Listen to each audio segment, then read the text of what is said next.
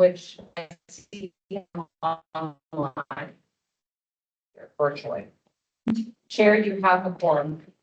Thank you very much, Mrs. Stewart. At this point, we didn't have public comment. We used to give 3 minutes to anyone who wants to speak. I guess we have a time, but we keep in the 3 minutes time. So let's please state your name if you would before we speak. So do we have anyone that wants to speak in 3 minutes on public comments? One flag. Okay. So as no one gives the public comment, we'll move on to approval of the September 16, 2025 meeting minutes. Has everyone had a chance to review those? If so, I will entertain a motion to approve. I move to approve. Motion to approve, there's a second. There's a motion to approve by Vice Chair Ramirez. Mr. Maloney is second. Is there any discussion? Any changes? If not, all in favor say aye. On the opposed, nay. Motion passes unanimously. Moving on. Okay, presentations. Now we got the presentation. I don't think we need to take any particular actions tonight on any item or any motions. And I know Mr. Jones has to do the recording service, so let's be mindful of that, so we can make sure he gets as much information as you can tonight, what we're doing. It's not a long agenda, but it can be if you just speak over it. So with that said, the first thing we're gonna have from, Nina. No, Martha Belize Way. Malitu, Hi, me, Wait. Mabilo. what is it? Mabilo. Mobilo, from City Mobility. Yes, it's mobility, maybe transportation and storm, but right now it's mobility. But, West River project update, you have the floor, here's a mic, if you don't have one, if you have an extra mic, we can give her. Come up to the front, or not? Yeah, come up to. Hello, I'm Ricky Mabilo. I'm the City of Tampa's project manager for the West River Building Project. And I have my build firm representative here today. He's going to give a presentation and an update on the status of this project. And we want to thank the TRA for contributing $10 million toward the project. And we're going to talk about the project overall, as well as specifically what's going to happen in your scenario boundaries.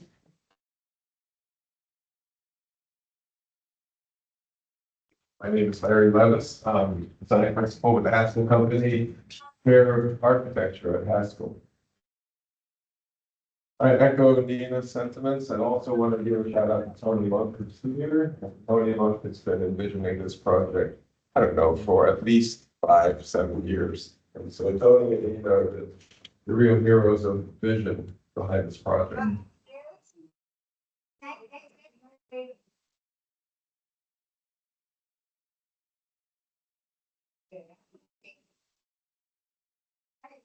Oh. Signal. Okay, we'll do it manually. We'll bypass the video. Let's bypass this. Let's just click. Okay, thank you.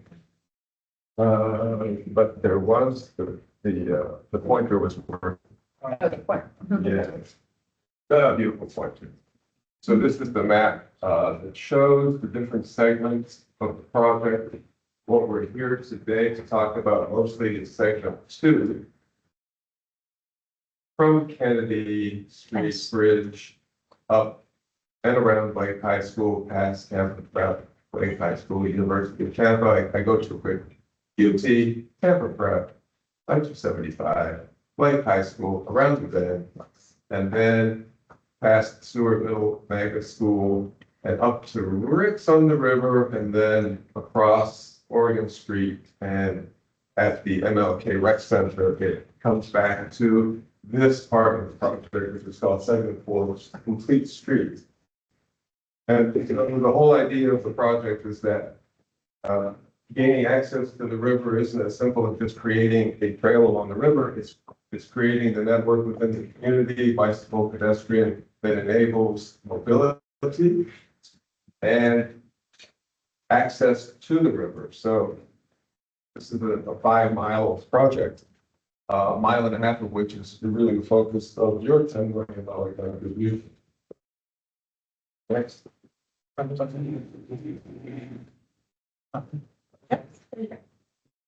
Yeah, so I tried to give a little bit of an overview. I turned the map here to the north, just to the left, and you can see UT here. It's a little hard to read, but Kennedy, Plant Park, and then coming up past U Tampa, past Street, and then up past Tampa.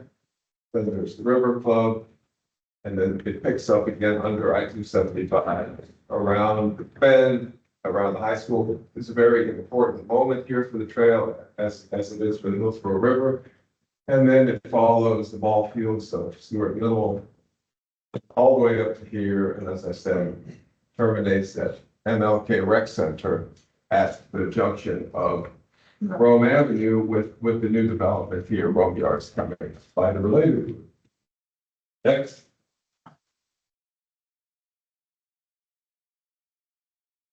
And this is just an overview of the West River kind of signature moment down at Janus Park at Flat Street. Next.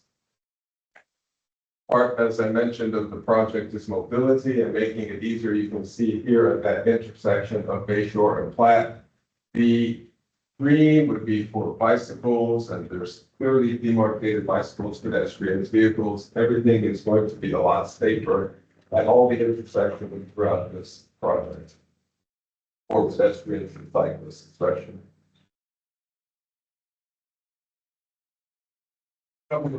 Gratuitous picks.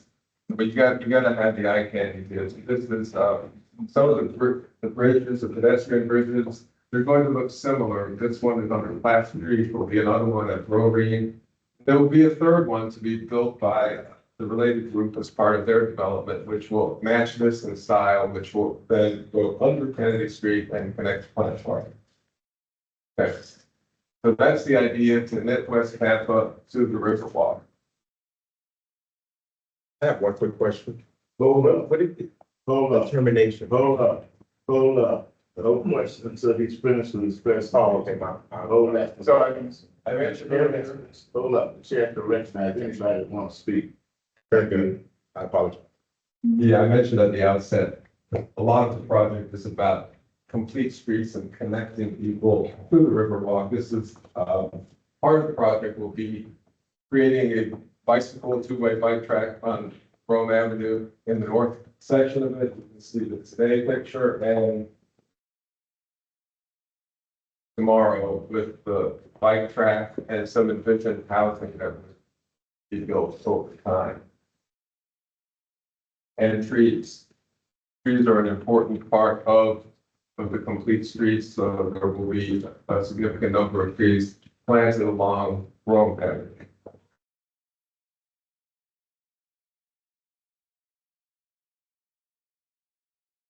I mentioned the head at MLK Rec Center, which is, this is Rome Avenue moving north, so you would have like a mini plaza connecting, actually demarcating the beginning of the trail, if you will, and then the end of your portion, if you think of it that way, would be at the south end of the University of Tampa at Plant Park. Complete streets, for anyone that isn't familiar with the term, it's about what it sounds like. Complete for pedestrians, cyclists, motorists, but not favoring anyone over the other. So everyone has to obey the rules, and intersections, this would be flat at Rome, for example, would be made significantly safer than it is today. So the Riverwalk Trail and Living Shorelines, we call this your dollars at work. You mentioned, Nina, the $10 million, and that's what you're going to see this going towards. At Tony Janice Park, which is outside of boundary that I just mentioned, this gives you a little sense of what a living shoreline would look like. And it is a much more sustainable type of shoreline than just a seawall. So it has rock and native plantings as well as mangroves, which are seeded and then grow over time. And at Tony Janice Park, there will be an opportunity to have an overlook where you can appreciate that. So now moving north, you'll come under the Grove Green underpass, and you have that little section of the Arabelle Riverwalk, which is not part of the project, but it connects to the rest of it, which would begin at Kennedy. And then the idea of it is really moments of impact, moments to reflect, to look at the river, to stop. There's be some benches, there'll be some interpretation signs, some plantings. So every 10 minutes or so, 5 to 10 minutes, there'll be something to do. I mentioned that this bridge that you see here is not part of the project that we are designing and building, but this would be the bridge that the private developer would connect, and you see Plant Park here, looking north. So the trail really that ends at MLK starts here.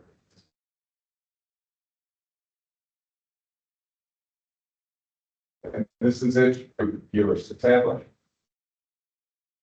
Typically, the trail is like this 12-foot minimum multi-use path. I mean, cyclists and pedestrians, some native plantings, and as I mentioned, some living shoreline with mangrove seeded, and over time, 5 years or so, they should be fairly mature.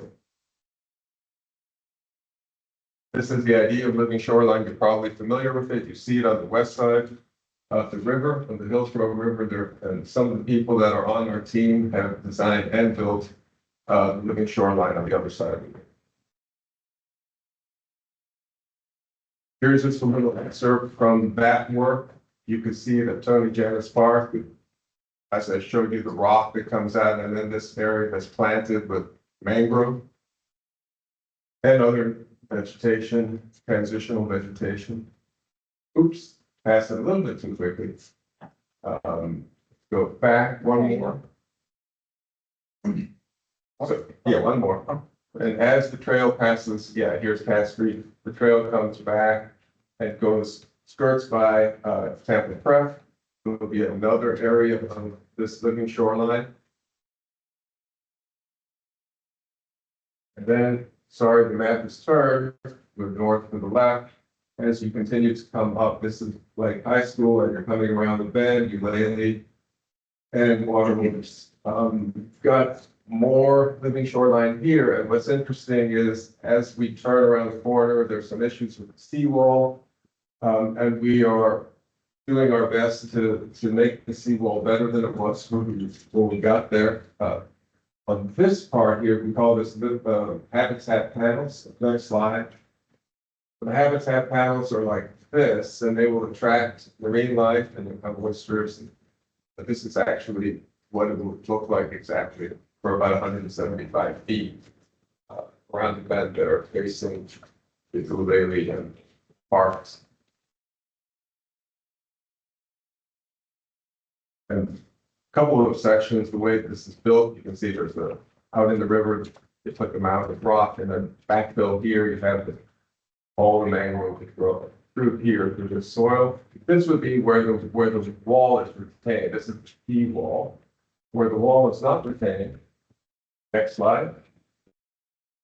The top of the wall is removed, then another layer of rock comes over the top to create a more naturalistic looking condition. So just imagine here growing out of this, all the greenery and the mangroves, that this is just an engineering drawing, but what you'll see in reality is a lot more lush.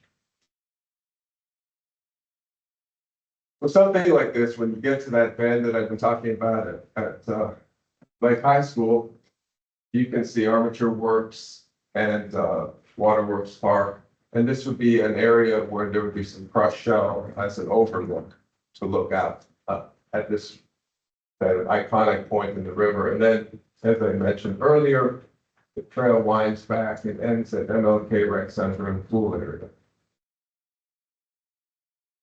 Public engagement, we have a representative here in the room. Next slide. Just not to bore you with the details, but our team has been diligent in meeting the stakeholders in the community. And if you're interested, there is a project website app you can take note of it. And the schedule. So groundbreaking officially is next week. We have the permits for that living shoreline. And the bridges and underpasses, we anticipated the first quarter of next year to have the permit. That doesn't stop us from that ceremonial groundbreaking, which is next week. And then we would start with demo next month, and then we'll start building a little bit of living shoreline down here where I'm pointing Near the in Platte, December. What's that? near the Platte Street Bridge. Yes, near the Platte Street Bridge, on the south side of the Platte Street Bridge. And that will technically be the first work to go in place. And then segments 2, 3, 6 through Ridgewood Park would start up in January, February, and then again, it's a staggered start to the other segments. And everything will be full blown, all the segments will be underway by second quarter of next year. And the project will be delivered in the first quarter of 2027. So next year is going to be all of this work happening, generally all of it, in one calendar year. And the CRA area falls within segment 2 there. Right.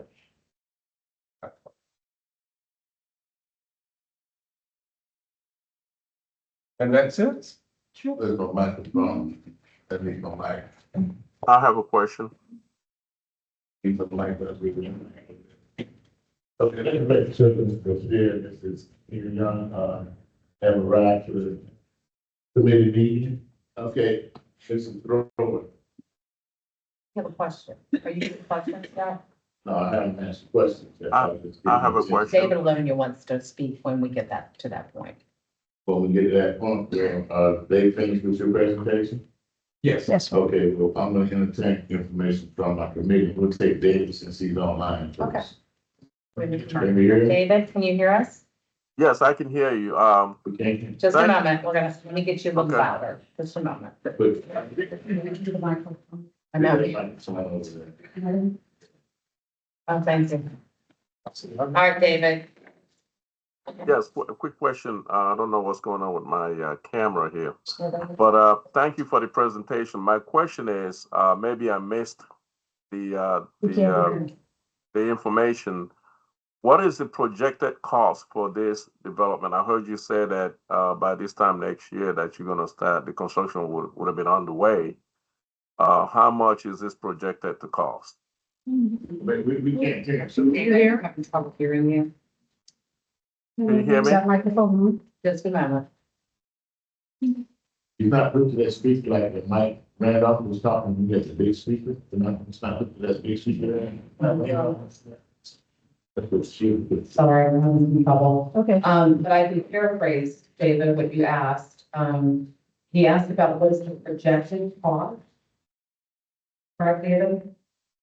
Yes, can you guys hear me?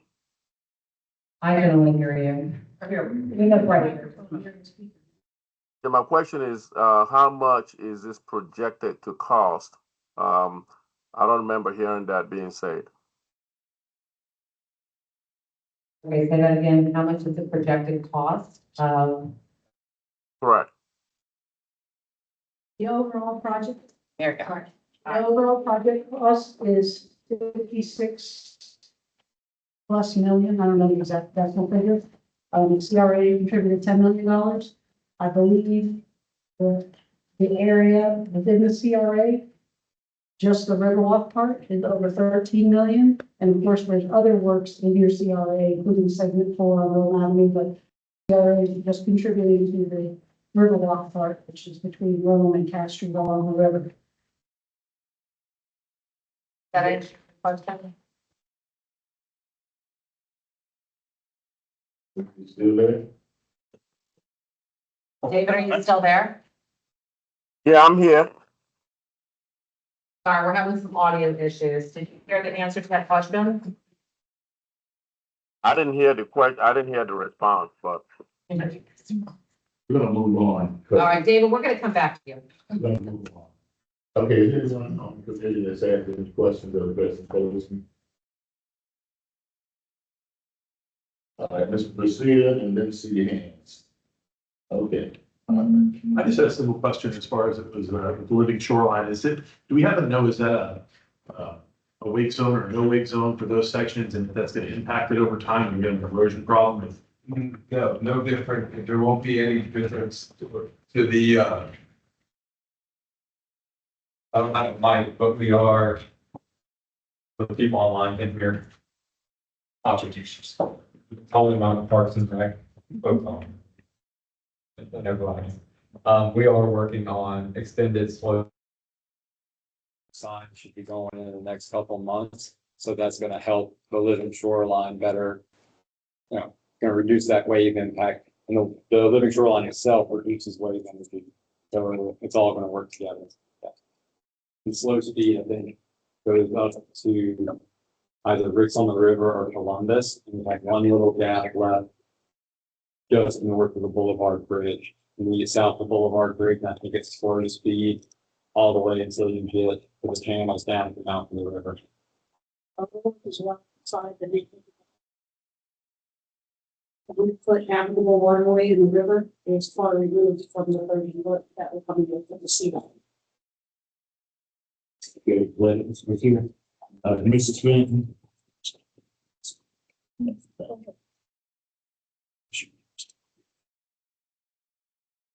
Couple of questions. How are we dealing with the security issue with Lake High School? I know that was a The schools are fenced off from the public property. And I think there's one little gap, and Parks is talking to the schools about that. But it'll all be closed off. Tampa has a fence that was recently installed, and Lake is already predominantly fenced off. Stewart and Just are being redeveloped, and if you want to know, they change their fences as well. one item, and I had submitted this in writing at the community meeting, but I think it would be wonderful if once I don't know what elements in terms of artistic elements or historic elements have been created yet. But as you know, there are the statues or the busts of the historic figures on the existing Riverwalk. And it would be wonderful if we could have, at least in my opinion, something similar on the west side, particularly with people that have a strong significance to West Tampa, to incorporate that historic element. Certainly, this project does not include any kind of public art, but there was, any large project does have funding that goes to public arts that Robin Nye, who's the Art and Cultural Affairs Director, manages. So we're building the bones of the project, if you will, and over time, the project can be improved, of course. So we're going to be looking at opportunities for locations for art, but what form that's going to take, I don't know. Of course, the related group that's developing their own yard, they also are going to be enhancing their area museum. We've got the rec center, but our project in particular does not have any public art component. And the only other thing is a request. I noticed you have the Greater Tampa Chamber of Commerce on your community engagement. If you would add the West Tampa Chamber as well. This is, Yes. And Mrs. Malone. The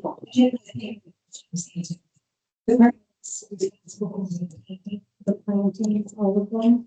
That's correct. The West River Walk will become a Parks facility, and Parks and Recreation Department will maintain it. Those mangroves over time can get overgrown, and they'll be cutting them back. There's going to be view corridors. There's breaks in these living shorelines for manatees, so no one gets stuck. Okay, cool. Okay. On this side, you know, on the other side, this is green, and then this is yellow. The general emergency. So.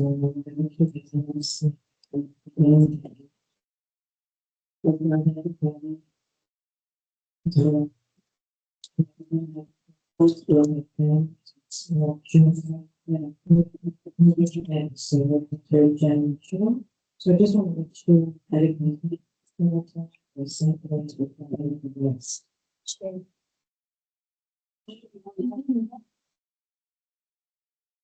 So then just propose a strategic. Yeah, we had one. Seeing through the project, and then said it approved the bonds, we did want to do it totally. And then the term restrictions, Tampa Franklin was the put in the seating at their location, and University of Tampa didn't want to see seating on the campus. Where we got a pretty big gap. It's out really in the alignment, so it's a plan part. Nothing to do about that. And your equipment will be responsive over time and had seating and have more issues as we get more funding. It's gonna, we've said it's at a 3-year starting phase. It's gonna be really more like a trail. I mean, commuter network. It's hard to get people where they're going. It's not going to be as big and fancy as the East River Walk when it first starts, but over time, and we'll get more amenities out there over time. And it will be lighted, so we safe at night. So that also addresses some of the students on these 30 on time. City does have needed property, but there are some easements for CAC Tampa Prep and University of Tampa, and those easements have various conditions, which is parts of the restricted easements. I'm just thinking about getting on calling one.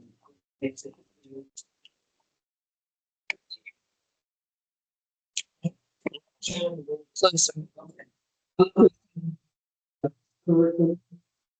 Stakeholders that fit in the community, that involved in the community, so we should have. And you need to already know, so.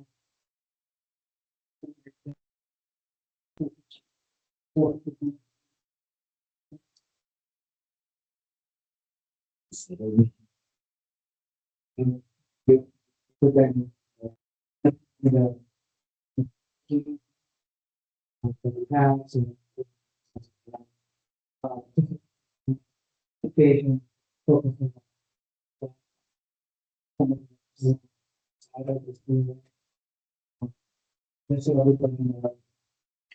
Long road. The complete street. We're addressing every street, every alleyway, making sure that we have safe passages, we have block off and that. You know, we're going to show them people it's a kind. That's the community, you know, that we have to think. We also, as both West Tampa, CRAC, had an opportunity to look at the plans and make comments.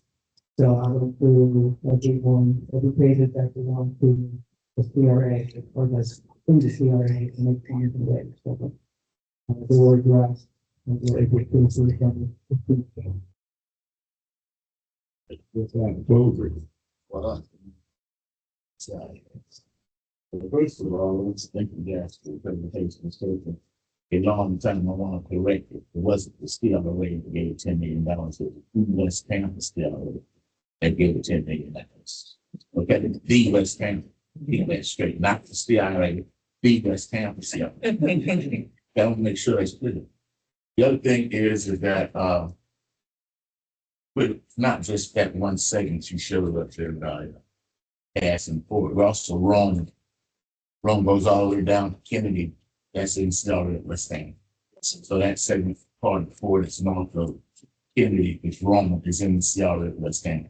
Or that part of the segment is what we were funding as well. The other thing is that I'm familiar with the living shores. I was hired to survey originally of the shores on the east side of the west side of the river of the city. We argued about the river Hillsborough. That's the old map that shows the river doesn't say Hillsborough on the gate. It says Hillsborough. You need to put Hillsborough. Listen, you're gonna put whatever you want. But my survey did not want to put Hillsborough. You want to put Hillsborough. We actually said it on the original maps to the city with the river. So and see how y'all survey that, because there's an issue with bumping that out, because we have gotten a grant from Swiftwater. The dealers living shores, Swiftwater was not gonna close that project out until they had an as-built. I'm saying there's no such thing as an as-built. It's just record drawing, right? No, they want to as-built. So I told my surveyors, right as-built, I'm like, this we can be quiet in one way. So I appreciate the living shores that you got on there. That makes sense. I was going to ask about pedestrian lighting. I heard that there'll be some lighting, on there. However, on all these pretty so-called, this new word I just want to go to it, the spits. I didn't see anything from me jumping on the wall. Like on the west side, they got railing. They don't have a railing on this side. There are. I mean, I see on the gratuitous pits. I just saw it just open water, no railing. If I'm pushing a stroll, it rolls over. I mean, it's no railing along this. There are railings only where it's needed. So we wouldn't have railings if you're further than, say, 7 feet. Yeah, but this isn't on the river per se, no trail was set back. That's right. The trail was generally set back, but in a couple of places it pinches down, and where it does pinch down, there are safety rings. Okay, so right. Okay, so we got the railings, we got the There's pedestrian lighting, rail sections, solar lighting every 50 feet or so. And in the road right of ways, Tico is going to be doing photometrics to make sure there's proper lighting, particularly for pedestrian safety, because we're adding a lot of special emphasis crosswalks at different points up and down Road Avenue. Some of it's gonna be underground, particularly near that new road yard development, but we can't require Tico to go underground because I'm stopping they usually are in the process of trying to put much they can underground. One, because of the hurricanes, okay, and two, because that's one of the things that they're trying to put more underground utilities. They're converting slowly but surely. Okay, and then the other thing I didn't see is where will the water taxi stations be?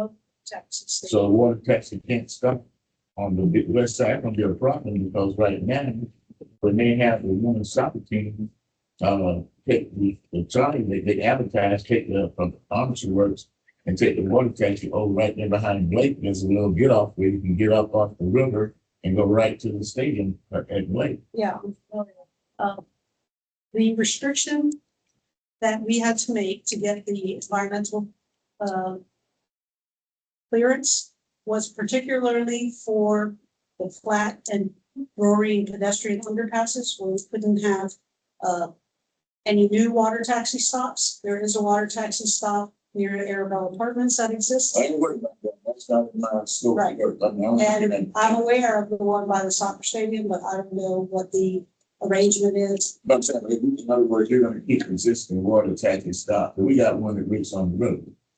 It's on the rivers outside. But the track for Rich on the river is before you get to Rich, there's a 50-foot slack right behind the track that the city, that's gonna go up, okay? And the city's got another 50-foot slack on the other side of Rich that Rich won't get, the city won't give it to them, but they can have two access to get to the wrong yard side. So I'm familiar with that, so I'm just asking about stops, because people, if we're gonna be truly mobility, we need to make sure we have biking, water taxi, walking, besides in the car. Right. Well, Boat, our scooter. project is pedestrian and bicycle, and I'm not sure about the water taxis, but I do know that we have a restriction from the NEPA, which is National Environmental Protection Agency, that there will be no new stops. Okay, no new stops. So anything that's existing is existing. Well, I don't know how that. Okay, one question, if somebody knows where the existing taxi water stops, we're gonna use them. Okay, I'm guaranteed it. All right, now, one problem. The other thing that is a stickler for me, and that is I didn't hear any integration or any type of mending in or showing us where will the actual soul walk be. I mean, is the soul walk part of the trail? Is the soul walk? I know they said that it's gonna come up. It's gotta cross the river and get over there, right? It's not gonna be in the entrance. So somewhere you gotta be able to walk. There's a soul walk across the river somewhere, probably at, down the Fortune Taylor Bridge, I guess, and you come across, and you're gonna have to follow this trail, and Blake has been had fencing there, we had the first black sidewalk. That's always been a fence there to separate the school. The school by state statute has to be separated from the security. Okay, the security, so I ain't worried about that. But the soul walk I thought was gonna come up when it goes behind the track, because all that right now is Brazilian peppers and maybe a few mangroves. And it comes up to the mango tree behind the track and it turns up and shoots up and starts heading towards the where the baseball fields are, cutting right through those to get over to the sugar shack and Martin Luther King Center. So I'm just concerned that, we want to have the soul walk integrated some kind of ways to get from the east bank to the west bank and on around to Rome Yard, because they're supposed to have a culture walk that's going to pick up from the soul walk. And then it's going to lead up to the Rome Yard Culture Center. Yeah. Okay, so we have a culture center that's going to be in Rome Yard because of the community benefit agreement that they signed. So I just want to make sure that I know you guys are aware of it, that if you're unaware of it, I didn't get any of that conversation tonight. Because it's not part of this project, but it's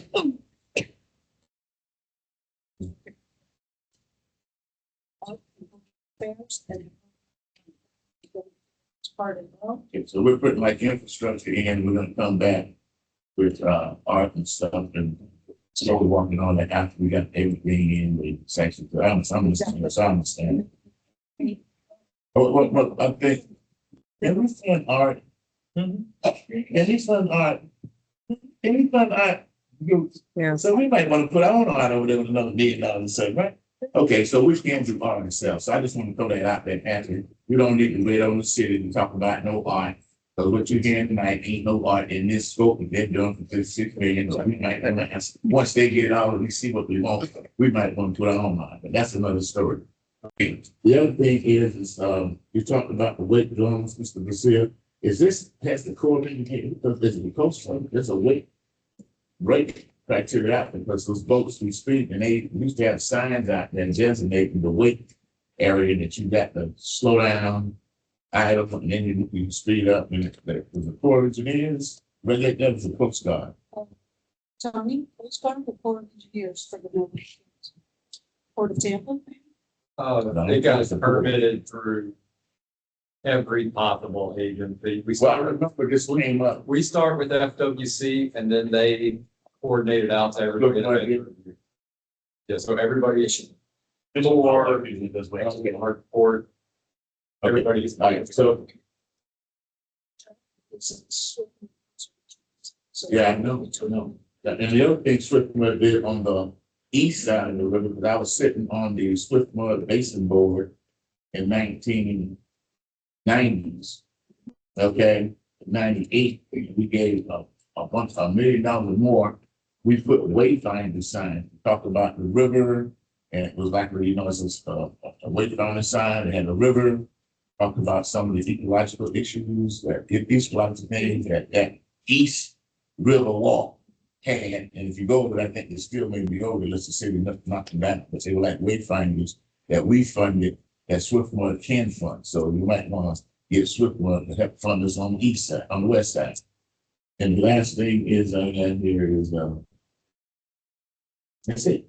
All right. So with that said, Mrs. Thrower, underneath, do we need to, somebody had asked something out of the audience? Well, Mr. Alonia was, Somebody was saying something back there. oh, yeah, he's fine. Open it up to the Would you like to? Any the questions? audience here.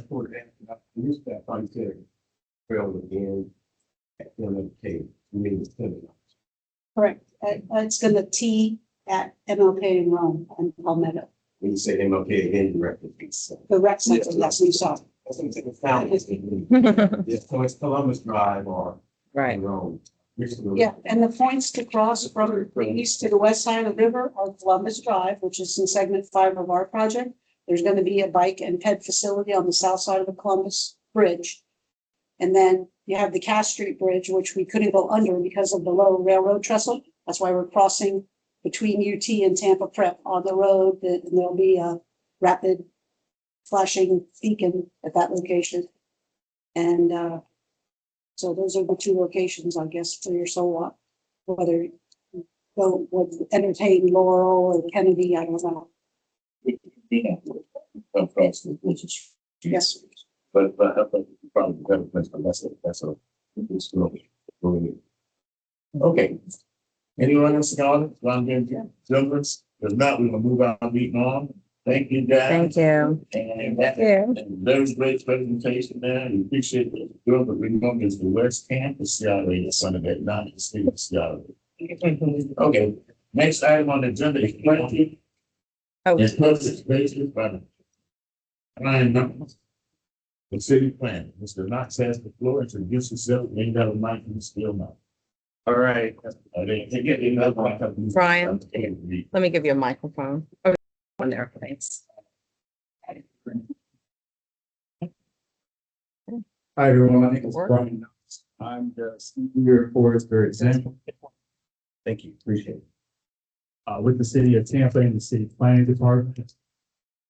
Tree for Tampa is a project that I help manage with the sustainability department in the city of Tampa. And it's a project that basically has multiple components for tree planting efforts. And so I wanted to explain those to you, just give you a brief overview and see how those apply to you.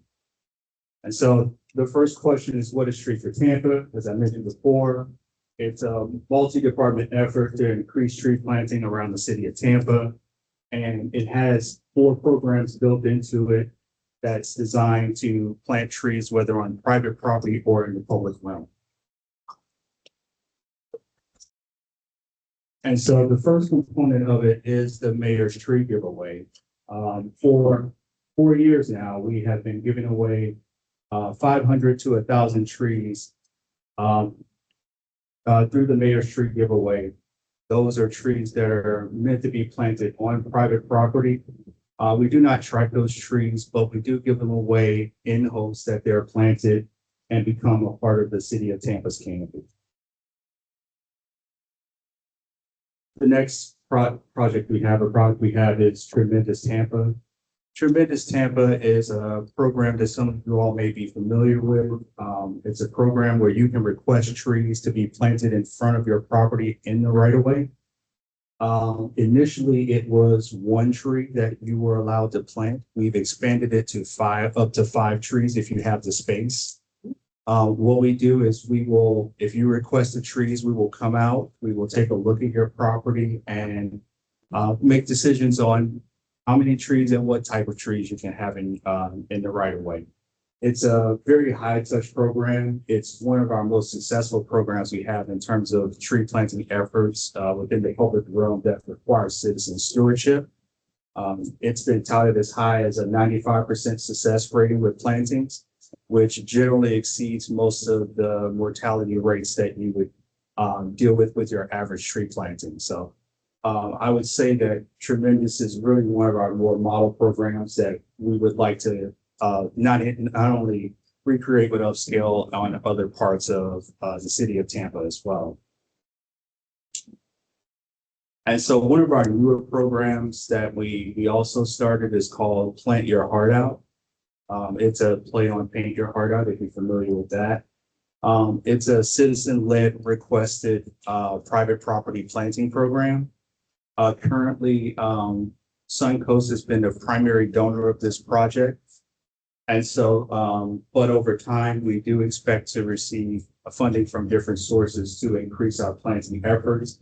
The way Plant Your Heart Out works is that you can, a group of citizens, maybe about 5 to 10, can request tree plantings on private property.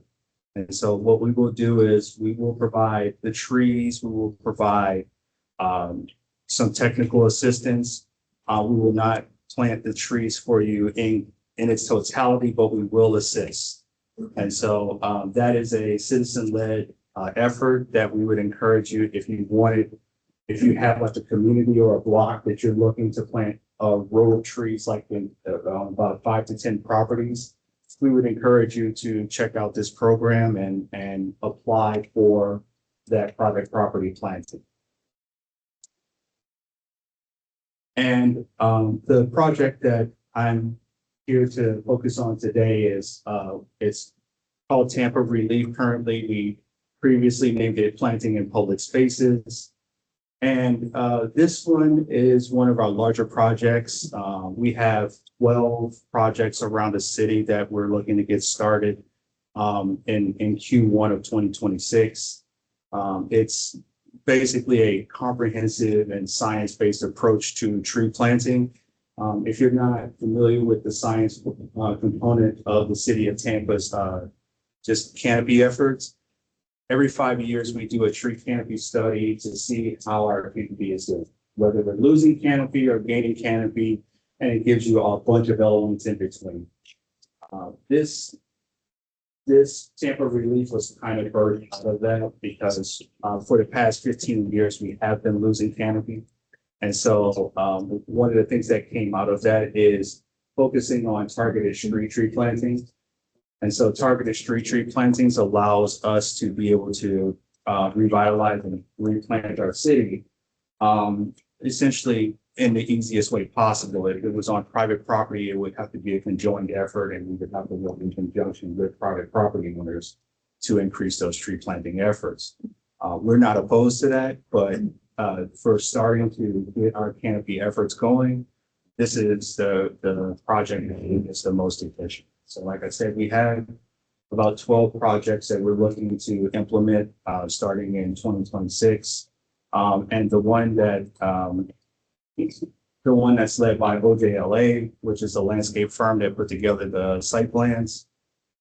They had put together the plans for the West Tampa area. And so we're looking after the project is complete to plant roughly about 530 trees once we're done. They're going to be mostly residential plantings, so it will require a lot of buy-in from residents. And so that's part of why I'm here. I would,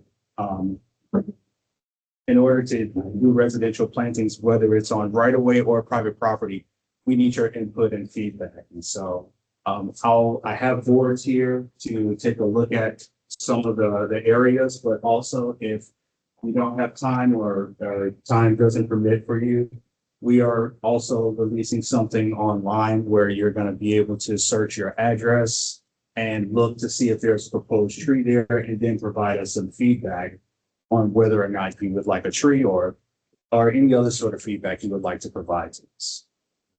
And just so you know how this is being funded, initially this was funded through the Inflation Reduction Act, which was about a $1.5 billion grant that the United States received for urban forestry. Unfortunately, that was lost through federal funding cuts, but we did find an alternative source through our tree trust fund. And so we're able to continue the project and be able to plant trees using that effort. It does have some limitations on what we can do in terms of equipment and in terms of maintenance as well. But for the most part, we are able to produce plans. We are able to plant trees. And so that's how we're able to continue with this project moving forward.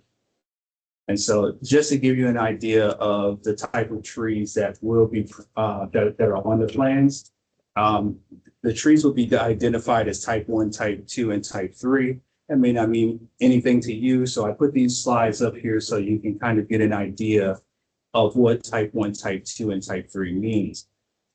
We're using that description also on the maps that are on here, over here. And so this will give you a description. And so just to give you an example, a live oak is considered a type 1 tree. It's basically one that will provide the most benefits. It has a large trunk, it has large leaf areas, it's native, and it's capable of withstanding strong winds. And so it is one of the ideal trees that we seek to plant under the type 1 category. Then moving along, we have type 2 trees, which are not too different than type 1 trees, except they are tall and narrow. These trees can sometimes fit in spaces that are more narrow because they tend to grow higher. than they do wide. And so for that, they can still produce that canopy effect without needing as much canopy spaces type ones. And then we get to our smaller trees, which are understory trees, which are type 3. There are some trees that are not understory that are in type 3 category, but most of them are. And those are your more flowering trees and trees that attract, birds and native wildlife. And based on our city of Tampa's tree matrix, the average height of those trees are about 15 to 30 feet. And so, as you can imagine, you can go down the list of type 1, type 2, and type 3. When you can't meet the criteria of one, you can move down to the next. Or if you're just looking for something in particular, you can find it in one of these new categories. And there will be trees that are not located in these categories, but also that's not necessarily a bad thing. In the city of Tampa, we'd like to try to plant trees and introduce new species or plant species that we know will do well based on other projects that we've done. And so just to give you an idea of the focus area, this map lays out the West Tampa CRA boundary.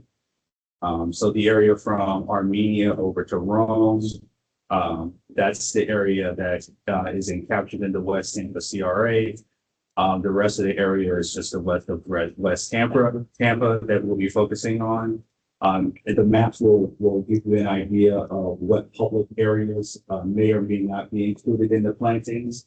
So for example, McFarland Park is highlighted in dotted blue lines. Those areas, we haven't considered those for plantings, just because there's a lot of logistical issues we would have to work through to make that happen.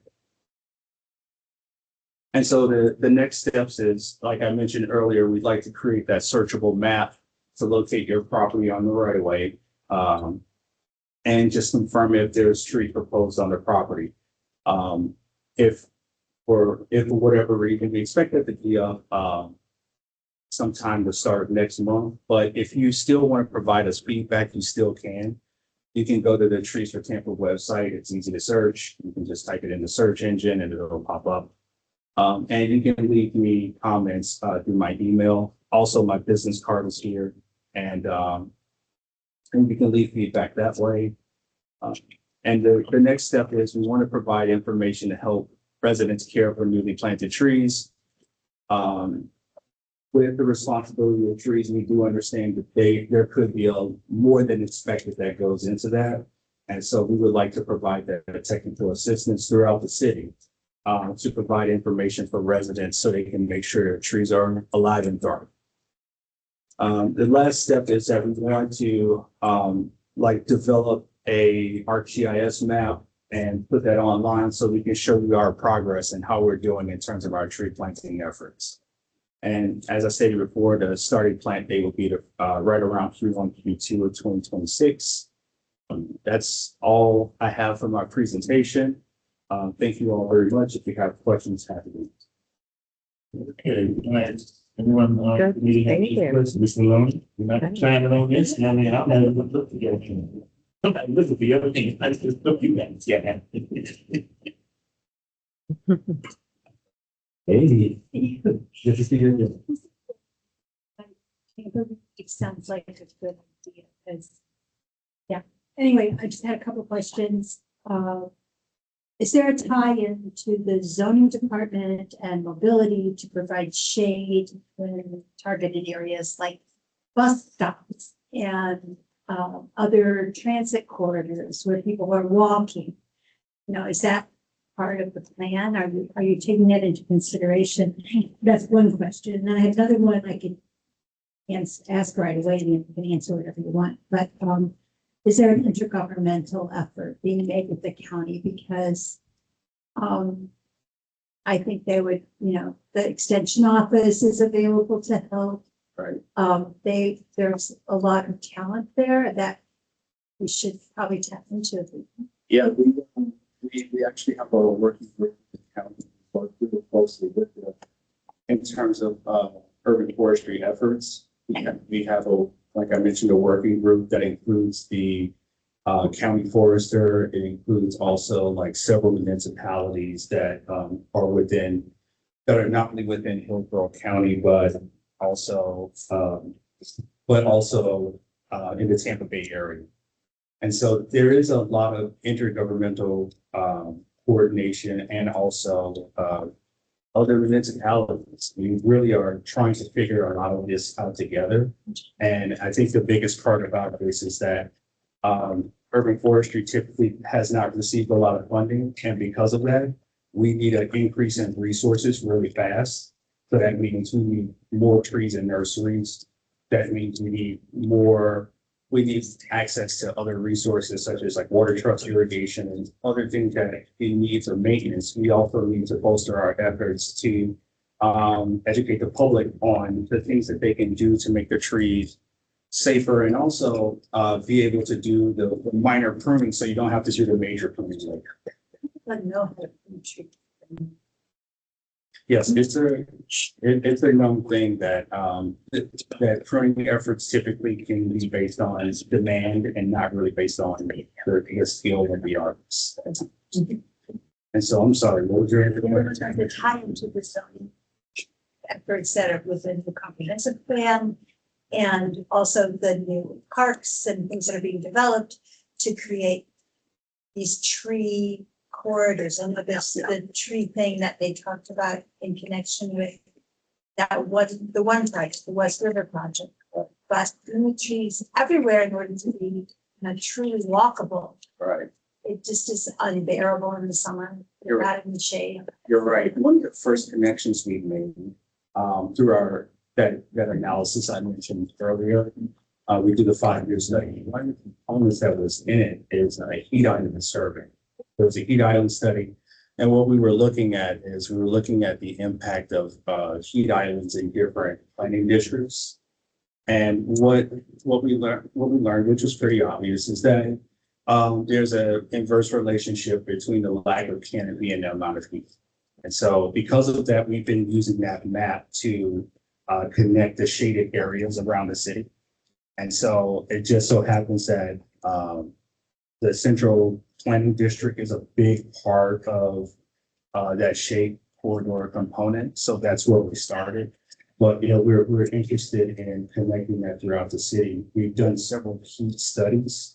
We've also done the cooling effect of forests in natural areas, where we're looking to kind of make the continuation of cool corridors that go beyond that. We did that study, I think, around 2022 it was completed. But we did that with 12 other cities at the time. And it really had a great effect because we got the opportunity to work with the county to do this. And so from that, we still have some baseline information, but it's a large undertaking. So what we want to do first is focus on those heat island effects and reducing those first, and then try to create those natural area corridors as we progress with our tree planting efforts. Is that it, Mr. Maloney? Yeah. All right, is there anyone else? So, Oh, go ahead, I'm I sorry. don't know if you heard my presentation, but we have at least 55 new trees, not all are canopy trees. Some are understory trees on the West River Build project. And a lot of them are along Rome Avenue, and they're going to include soil cells, et cetera. And there's another group in the city that is doing a tree planting plan. That's you.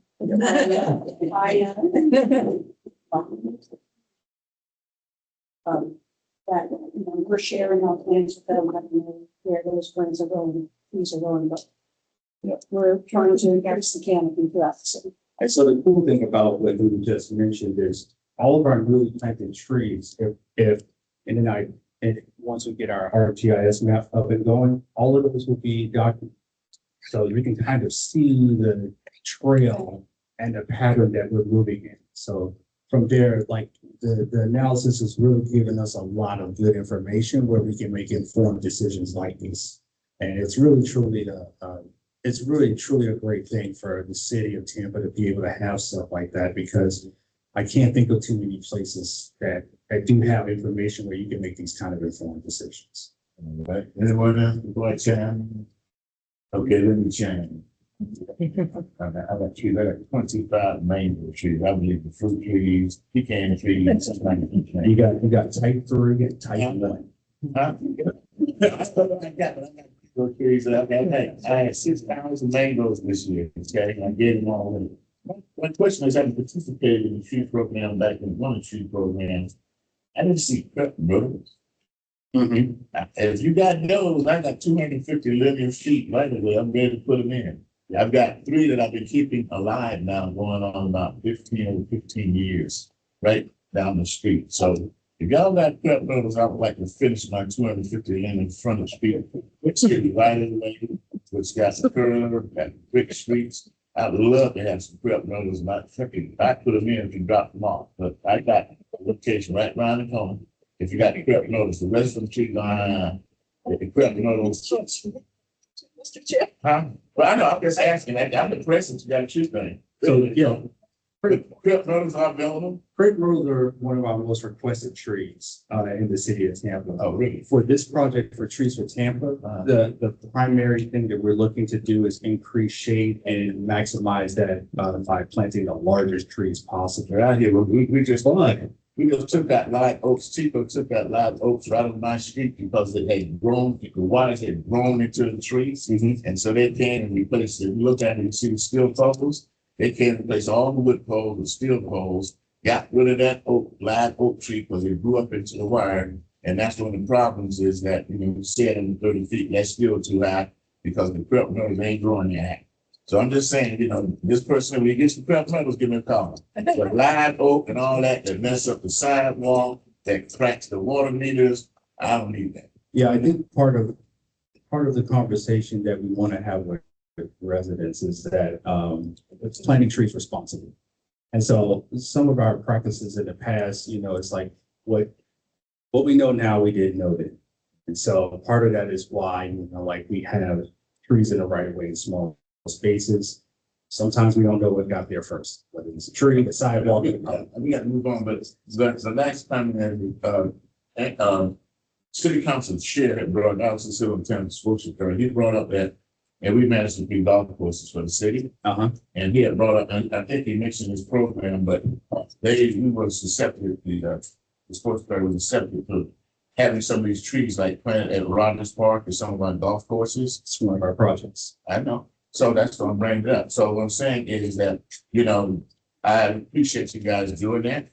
I just don't like the fact that we messes up my handicap with all the trees. The current can do a great job getting rid of them, okay?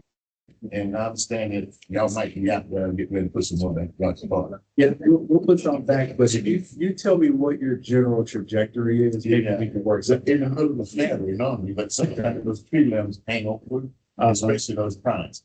All right, we're gonna move on because I got another group. Thank you, but I didn't even know the city had somebody doing this, so I'm very proud they got that going. All right, we'll move right on to the next item on the agenda is the one that we've been waiting for. People, it is the West Tampa Community Redevelopment Plan kickoff. Which means we're gonna update our planning. They're selecting a consultant, and we got Rita from RDI Planning. And there's other people I understand just for transparency. We have a walk from 10 a.m. to noon yesterday in down Main Street, in the area, down over at the part, the linear part, the dead end street. They seen it all and heard it all. Because you know me, I'm not in shit. I'm not in the back down. I tell them exactly what's going on. And one thing we did notice is that we a lot of trash and stuff out there. I think we ain't got it. While we're trash, so check this again, all the floor, real slumber black, but they got filled. And then we end up with a nice lunch that we treat us to over there somewhere. So we had a good walk, a lot of asked questions, rolled around the district, went to the property that we just first was down on Cypress, showed them that, showed them your ad, okay, by the post office, okay, that we're gonna do a pilot study. Okay, it was actually how much it costs. So they'll word that. So with that said, I'm gonna let these guys go ahead and you got a mic? Yep. All right, go for it. Good evening, everybody. Bryce Manager with your Tampa CRA staff. As Chair Robinson kind of alluded to, we're very happy to partner with RBI and RMA. They're one of the sub-consultants who are going to be working on this CRP update. And really what prompted this is just seeing all the development within the past decade since the West Tampa CRA was established. This is one of the most rapidly developing CRAs in the city. What we found is that the current West Tampa CRA, or CRP, which was implemented when the CRA was established, it's very bare bones and it's just not able to keep up with all the development that's happening. So without further ado, it's my pleasure to introduce with RBI. Thank you. Good evening, board members. My name is Priya Hunter. I'm a land use planner with RBI Planning and Landscape Architecture. Firstly, it is a privilege to be here today. We're really excited to kick off this project. We've been in conversations with Bryce and Brenda more recently for a while now about this update, and it's really exciting to kick off the project. So just a little background on RBI. So RBI is a national company. We're a group of policy planners, designers, and land planners who basically work to shape communities. As you can see, we're present in several states across the country. And more specifically, we have a very strong presence in this region of Florida. We have a local office in Tampa, out of which we'll be conducting this plan update. So many of us are already very familiar with the site and its location, and we intend to leverage that knowledge in order to update this plan. So I want to talk about our team, and we've got several members of our team actually present here today as well. So we've kind of looked into the West Tampa CRA plan as it exists today and thought about what it would take to put this plan update together. So firstly, as I mentioned, RBI, we are a team of long-range planners and designers. So in terms of projects, we've done everything from complete street projects, wayfinding, signage, master plans, implementation, as well as long-range policy that puts into place those kind of projects. So things like comprehensive plans, code updates, master plans, and such. So that's the strength that our team is going to bring to this. We're going to provide you a plan that is actually actionable and that you can put into implementation to actually take into account all of these vast changes that the West Tampa CRA is undergoing currently. We have brought on strategic partners to help with this. As you can see, RMA, and we have Chris Brown present here from RMA. RMA are experts in CRAs. They have not only done several plan updates, but they've also done CRA project implementation. So they understand what it takes to have this plan that could actually be actionable again and be, basically putting forward the best pathway in order to actually implement projects that the CRA desires in the future. And then last but not the least, we have Mary Davis Wallace with CPC. Cultural planning, we realize, is a very important component of West Tampa. We see that there is a very important emphasis on art and culture, and we want that to be encouraged through this plan. Mary Davis specializes in doing just that, and so we have her on board to assist with that cultural planning component. I also wanted to introduce John Sakarski and Hannah McAleer. They're with the RBI team. And again, I think I just missed when I went to RBI, but together we're going to help with really putting together this plan.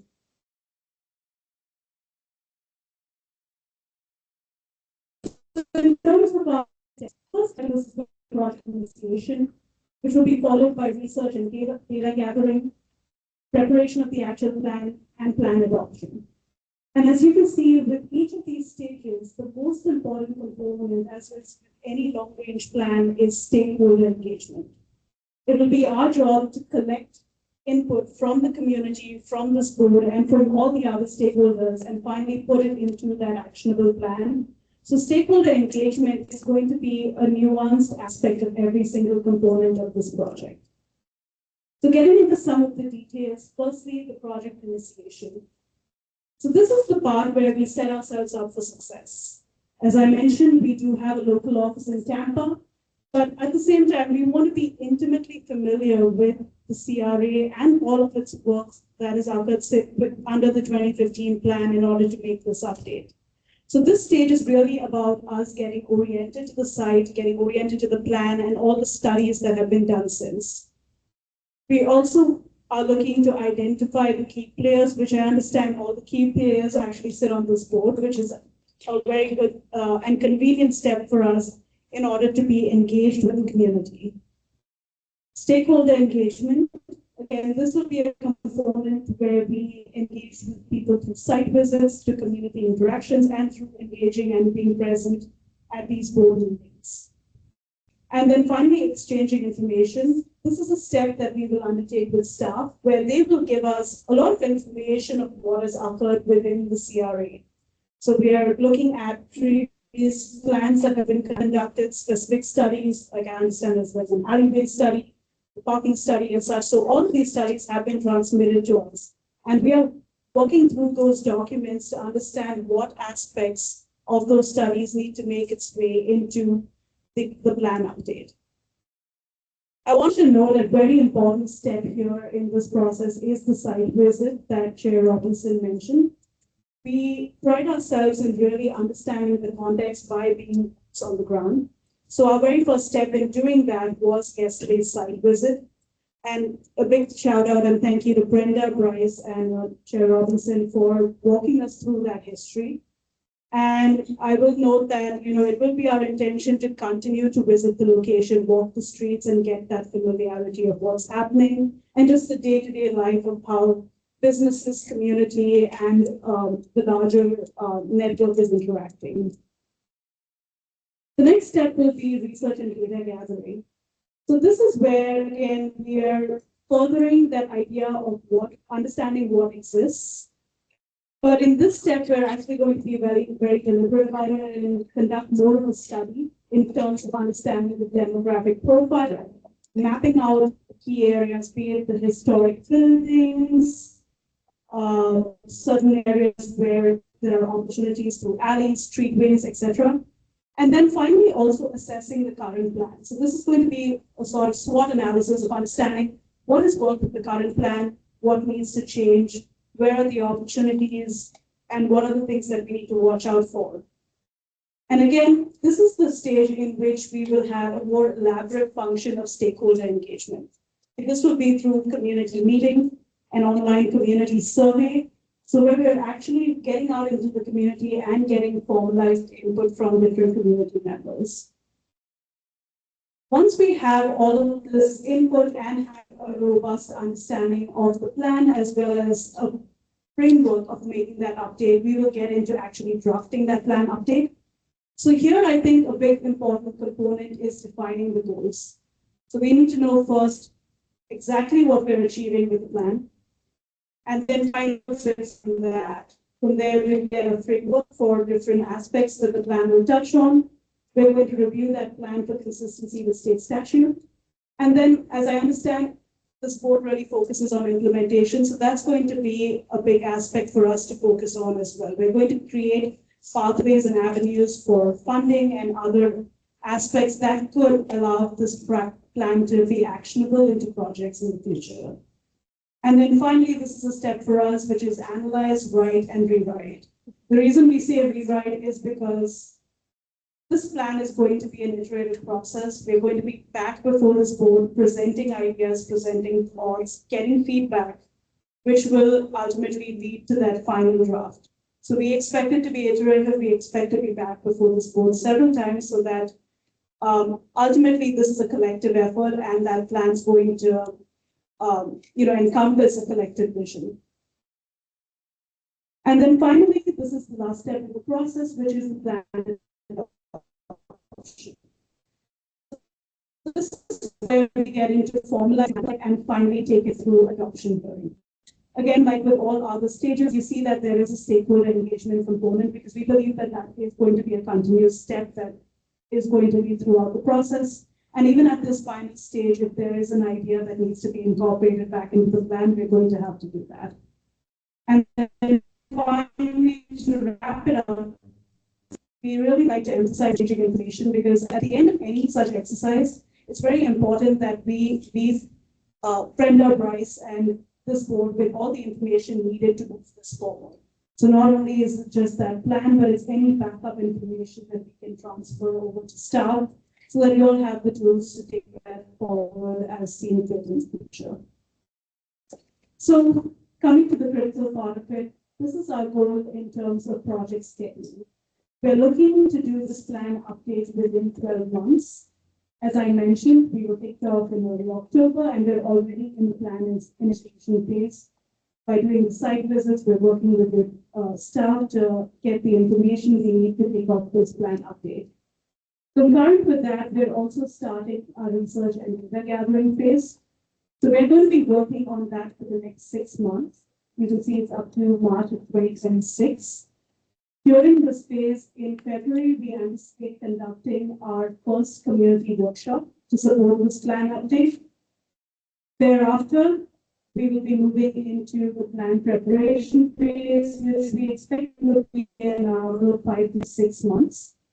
And that plan preparation phase will include another community workshop. So basically, once we define goals, put together the frameworks, we expect to go before the community again to present those findings and frameworks and solicit input at that stage.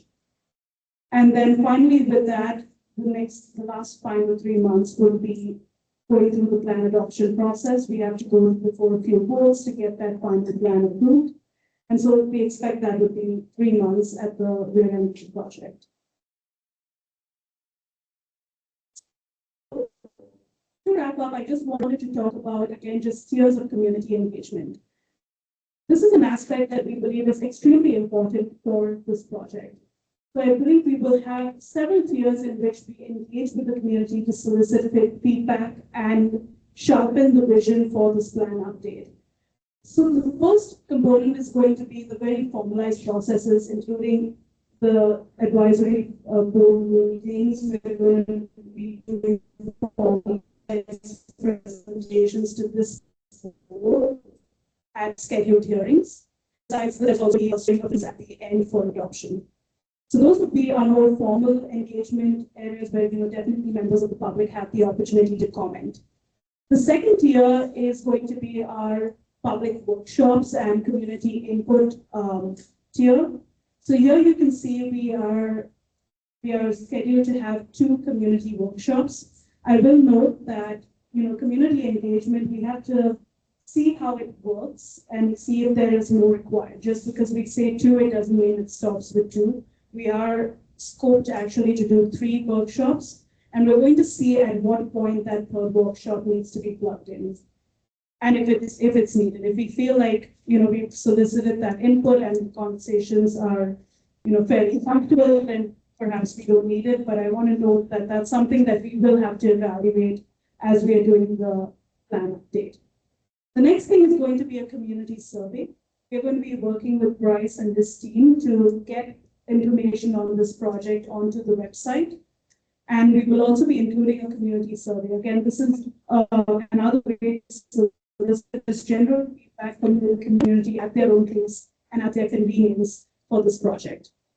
The third tier is what I would consider the more informal public engagement. And this is going to be engagement that happens through us attending these advisory committee workshops. We're going to be coming here, listening in on some of the projects that are happening within the CRA. We're going to be talking with different board members. So that's going to be dialogue that will also inform the plan.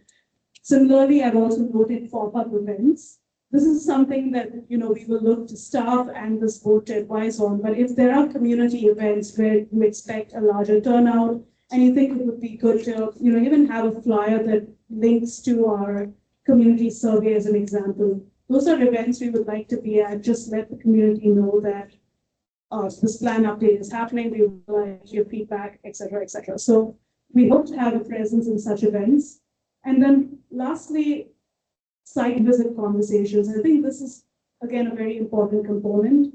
As we walk the streets of the CRA, we want to engage with the community, engage with people who are working in the community and making it all happen. And we believe those conversations will all play an important part in informing the plan. So with that thought, I will end our presentation. Thank you again so much for your time, and we're really excited to work with you on this plan.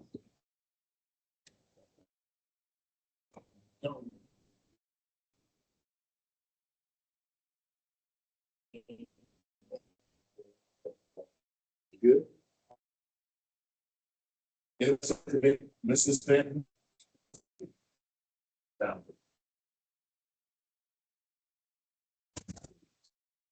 Thank you very much. A lot of great information. Having been through quite a few of these, we're in for a lot of fun, right? My question is actually, maybe Miranda, this is more for you. I'm not sure if it's in your scope. Have you done like a scorecard, a review of the existing plan and what we've accomplished, what we haven't accomplished, what's no longer relevant, what we want to move forward? So That's a great game.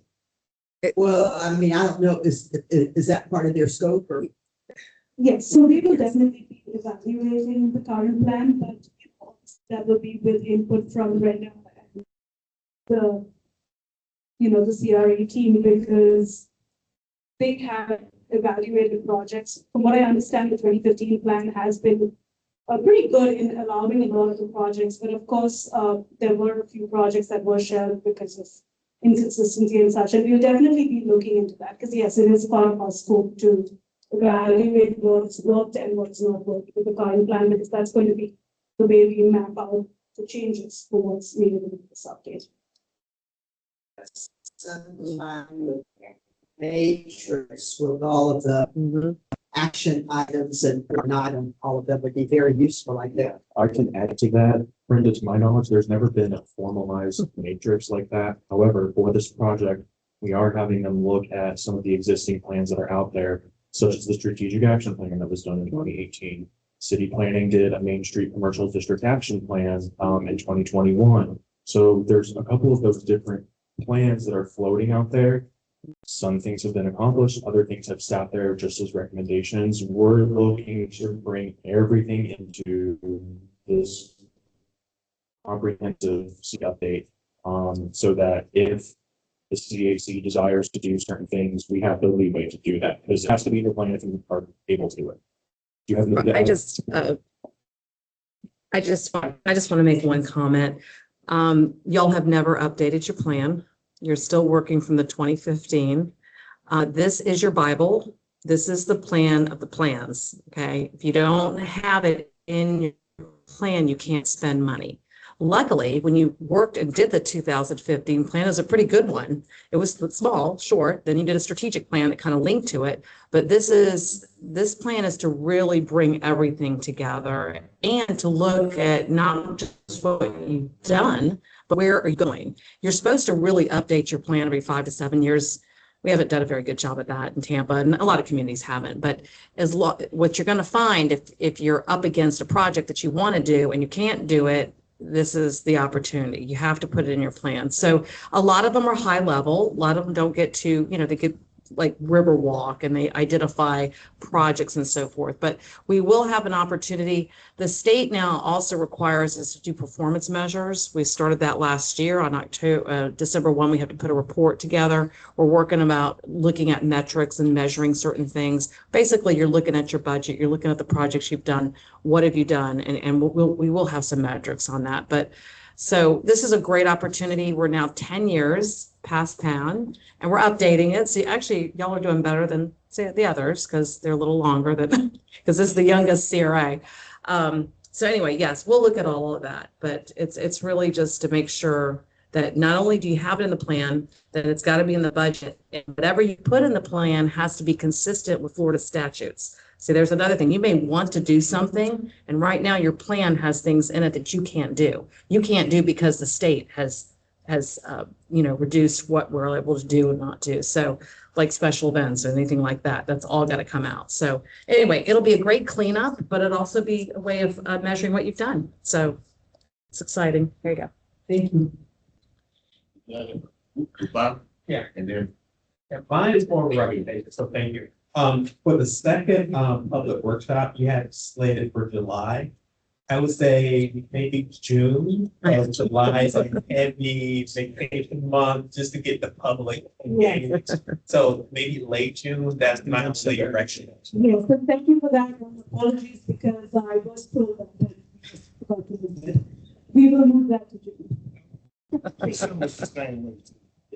One other thing, this is, and I know this is just a tentative tool, it's in testing. Yeah. And one thing that I just noticed, which I didn't notice when I was looking it over this week, is for the plan adoption phase, we have it for example, the CRA board typically doesn't meet in October. So that is something that may just be amended slightly. So You know, I think is we have a budget.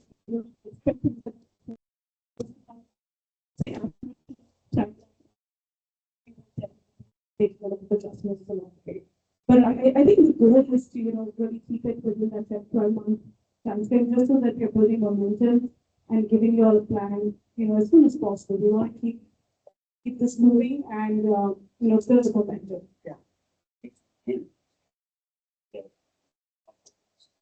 We'll bring it. I got it. Got one on the side. Have to stay.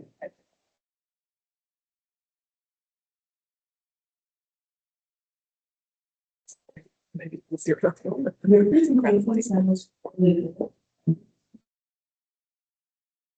There's something really optimistic about it.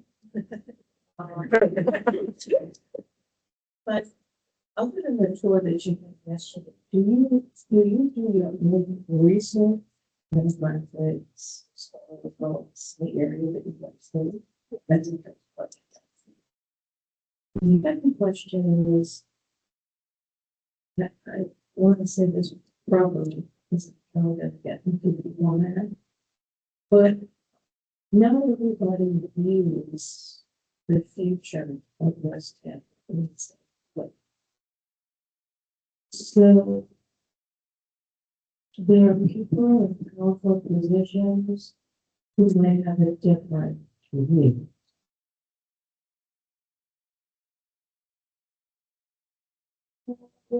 Will it have an effect on what you do? Are you going to do a lot of everything that you say you're going to do here? And how do you deal with that? Because, we're in the area where I would say that's the conclusion. And the problem with all that. Yes, some positive change and good and that kind of stuff. But when you live with someone who has so much power that like it's not about their integrity, it's just about their power and what it's to do. Or that you might be able to do it. People who live there, stakeholders, businesses, yes. And then do you have a legal liaison or something, just to make sure that whatever changes are made, and you want to work with the city of Tampa to make sure that everything is legally. That's it, thank you.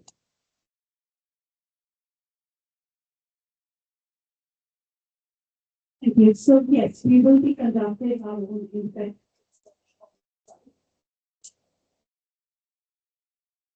So we will be working on our everyone who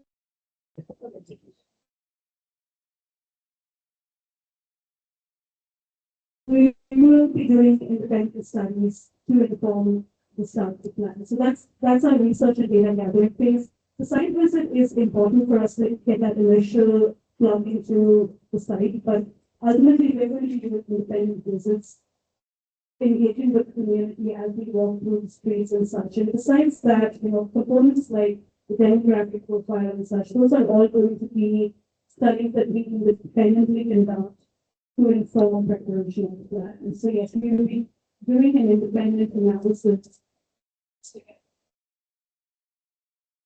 So I want to speak to consensus building, because in any plan of the scale, and especially a long range plan like that, there are many different objectives that we have to marry together in a single plan. And we work on a lot of and for and I think it's an important component is that public And that is exactly why I wanted to emphasize that there are going to be years of public engagement. We're going to have the formalized meeting, but we understand and expect that not everybody is going to be officials at those meetings. Which is why we like to phase that down into, there are going to be continuing workshops, there's going to be survey, and then most importantly, the informal aspect. Because I think those are the voices that, who are public engagement.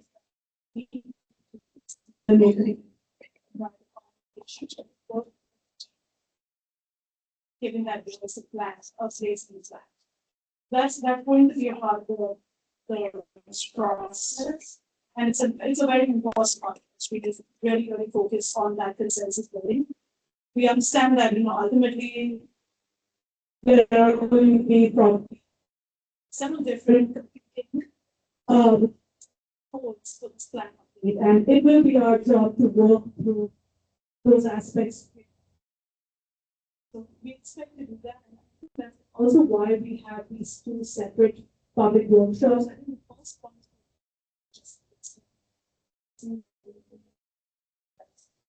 we synthesize that, we get a framework for that second community workshop where we actually have that framework. That's where we actually get to final stage. We're getting input on things that are already written, and at point there's going to be contentions expected, and we're going to work on consensus building. So whatever it needs to break down groups or sitting in it, but we expect it to be a very engaging session where we're working on some of those things together. So we get the background information and then we work with the community. That's it. Mr. Kenny Young. Talking to Tom. This is question mostly. Proposals, projects that come forth to the council. Before, come forth, check the alignment with the strategic plan. I know that we are thinking a little fast and we haven't updated anything, but Yes. Still following that particular plan. So are all these people in alignment? Yes, you cannot do anything. I'll put my stage voice on. You can't do anything unless it's in the plan. Now, when you mention strategic action plan, that's not the plan. That is a point. It's the community redevelopment plan. It's got to be in there. It's very broad. It's high level. You did that plan in 2015 because you put the CRA together rather quickly. Then you did a strategic action plan that took place 2 years later, right? 2017, I believe, 18. So a lot of it in the plan points to a strategic action plan. So it was a clever way of getting a plan going in a little more detail, but nothing you have approved has not been in the plan. Okay, that's important. And just so you know, you had things in that plan that you could do in 2015, 17 that you can't do after 2019 because the legislature changed the rules where you had a flexibility to be able to fund things that were limited, but not, it had different language in there now, and you can only fund certain things. So there's a flexibility that was removed in 2019. And so that's where a lot of what we're doing now is going to get everything in line to where it needs to be. That's what their job's going to be, measure where we've been, and then make sure that we have all the projects that you want to do that are legal, eligible to be done in this plan. So great point. Glad you brought that up. Good. All right, now I'm gonna chime in. Close the meeting, not you. I'm gonna chime in if everybody in the committee is chiming in. And I may or may not go along. Here's what I look at. Look, I've been around here a long time. 2015, I was around here 62, okay? I've seen this plan come about. We're not like, I hate to say it, the east side. You know, I want to get them to get a CRP updated. The last plan was in 2004. They're just not doing an update 20 years later. That ain't gonna happen on the west side. And when we get somebody, we want top notch, RVI and RMA of the best of the best. Because they know I don't hear no nonsense on the west side. That's why you got what we got. We got the top best. in the nation doing what we want for our update. I just come from this FRA conference down in West Palm Beach. I ain't seen no swimming black West Palm Beach now. I don't know, maybe Palm Trees are swimming black, but I mean, they got it going on down there. And they got their plan, they got the complete streets, they got biking, they got this, and we heard all about that and all that.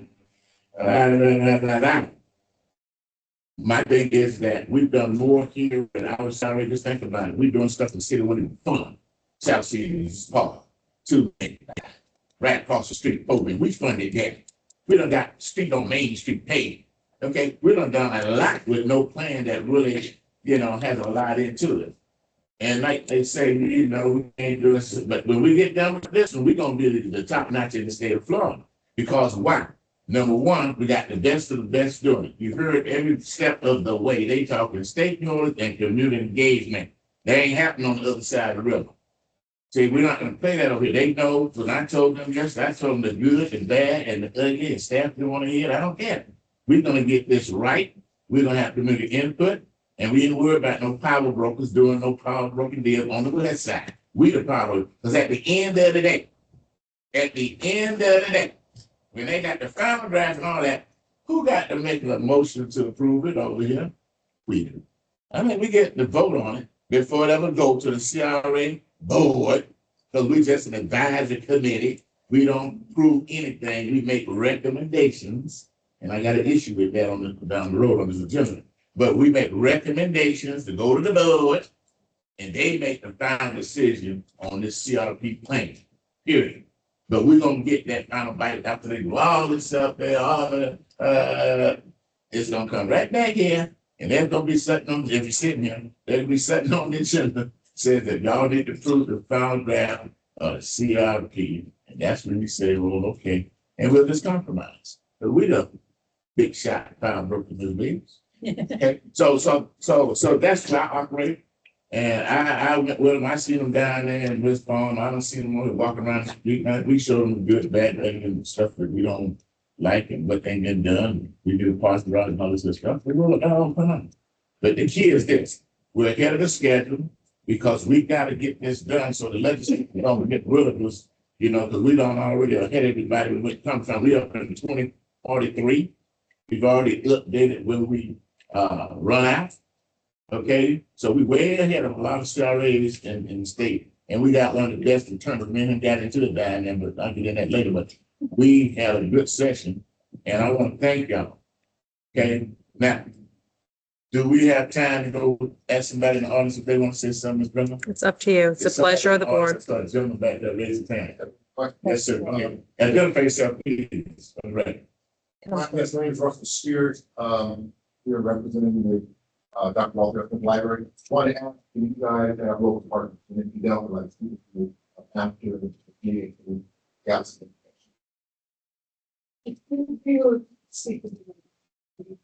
we do have a local presence in Tampa, the office, so, we want to get into the secret store.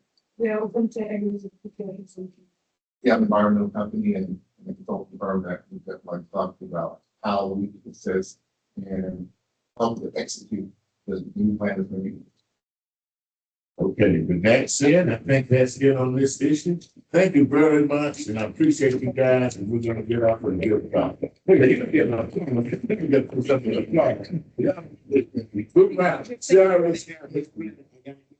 Yes, yes. Okay. Sorry, staff report. The, it's in your packet. Agency. So just real, sorry. So CRA staff reports, your projects team report is in the packet as always. It's updated. You went over a couple things today on it. So that's included unless is there any questions on it? This one here? No, that's your grants report. Okay. The projects team report is in your packet. So it's the green, grid. Yeah, in your packet. And that's what we always provide, what's happening with the projects. Just a little highlight on that. I don't know why I didn't put it on here. Y'all know. Yeah, he'll turn the lights on. Just a little thing, the Riverwalk project that y'all did here earlier, There is, in the very back, I included the ribbon cutting, the groundbreaking ceremony on October 28th at 10:30 a.m. I hope y'all can all come out for that. Mr. Robinson's going to be one of our speakers, so it should be an exciting day to break ground on that. So I didn't mention that earlier, so I want to make sure everyone knows about that date. Are there any questions about project tracking report? What I got, so. Okay, if not, we'll go into grants report. That's fine. Yes, sir. I'm sorry. So, Yes. I have told, they've been adding dates as they know them. I will mention again, more dates and more schedules. I know. I have that as your, on the project team report. on the team report.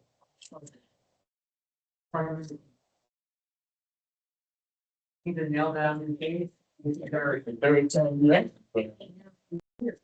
They've been adding some, but I will definitely relay that again.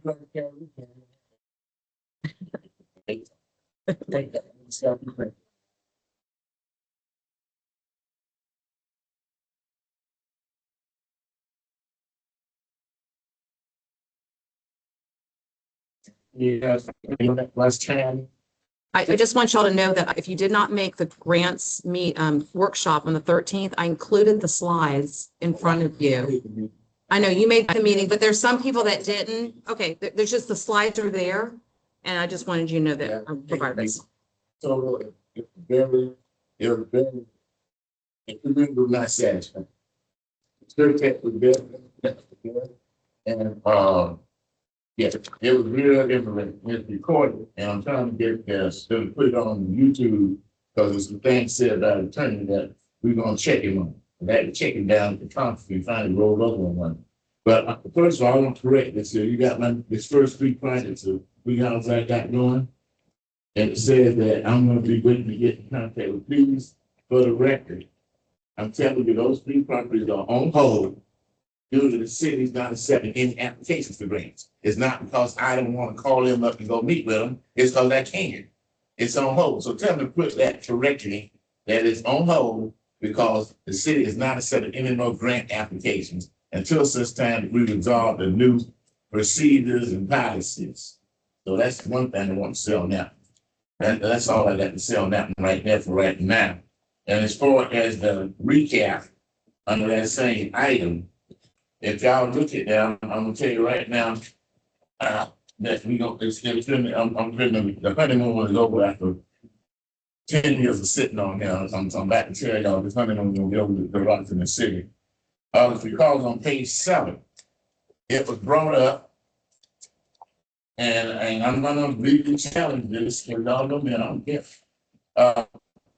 It says that adding language stating that CAC numbers subject to the city's ethics policy, which is nonsense, it's not necessarily true what they're saying, are intangible and eligible for CRA grants. That means if you sit on this city, you can't go after no grant. I got a problem with that. It's on property, and I want to get my property with a grant.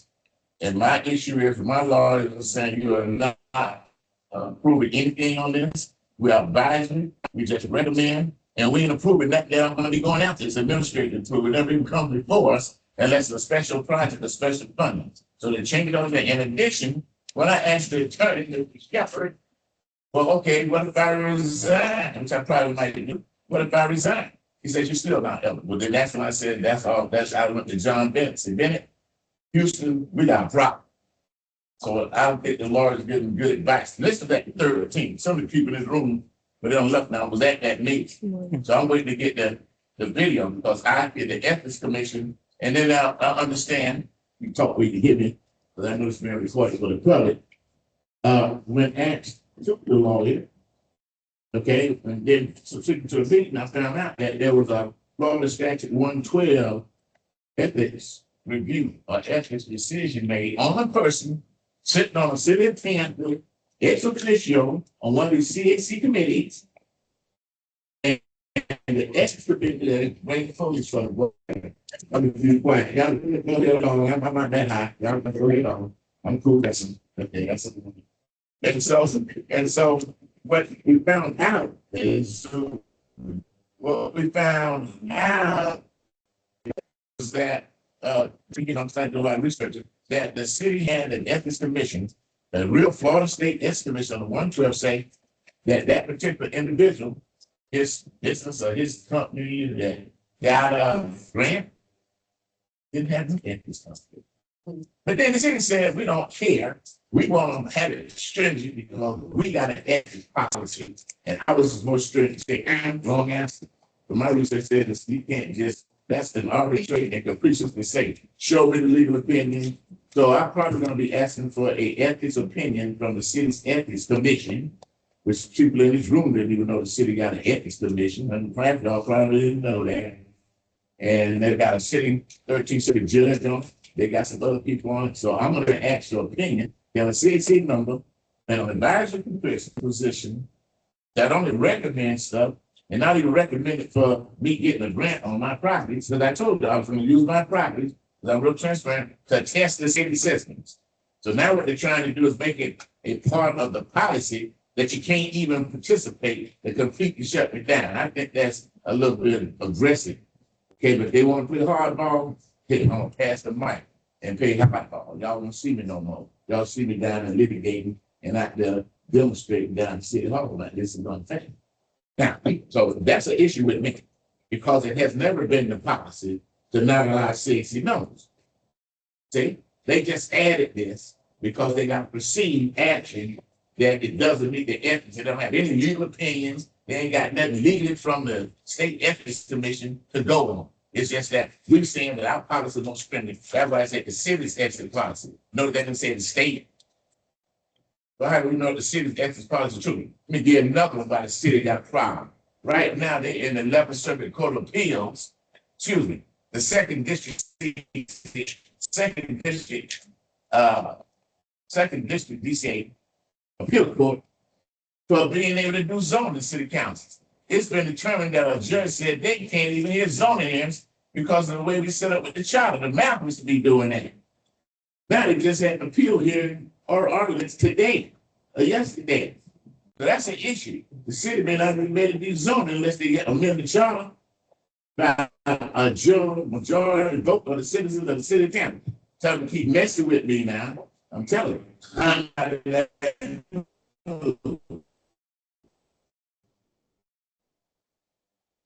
so and then I said, well, I'm gonna do houses. No, in order to get that, have legacy.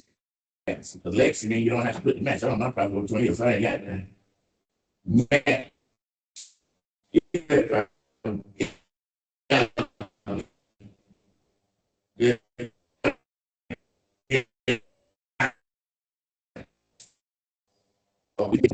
Then let's see what happens. So all I'm saying is I'm telling y'all now.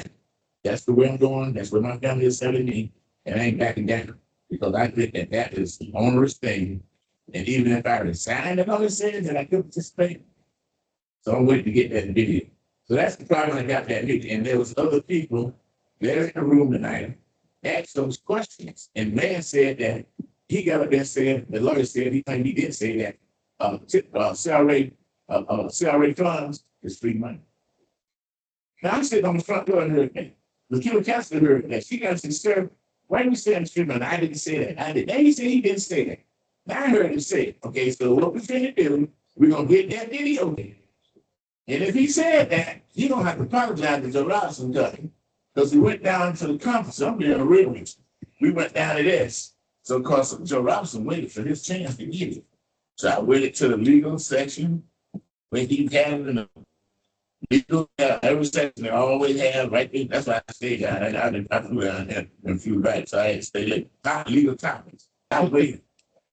Before that, he had another session. Guess what? I didn't even have to ask him about whether CRA funds are free money. He talked about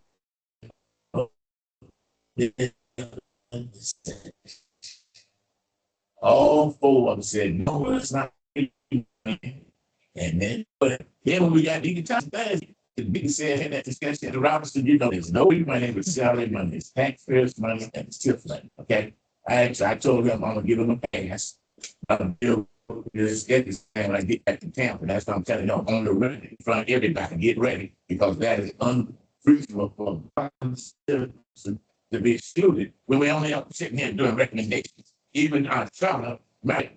Don't even know that when we sign the application, that you have to sign saying you agreeing to the every part of the city, every ordinance. It say right there in the application.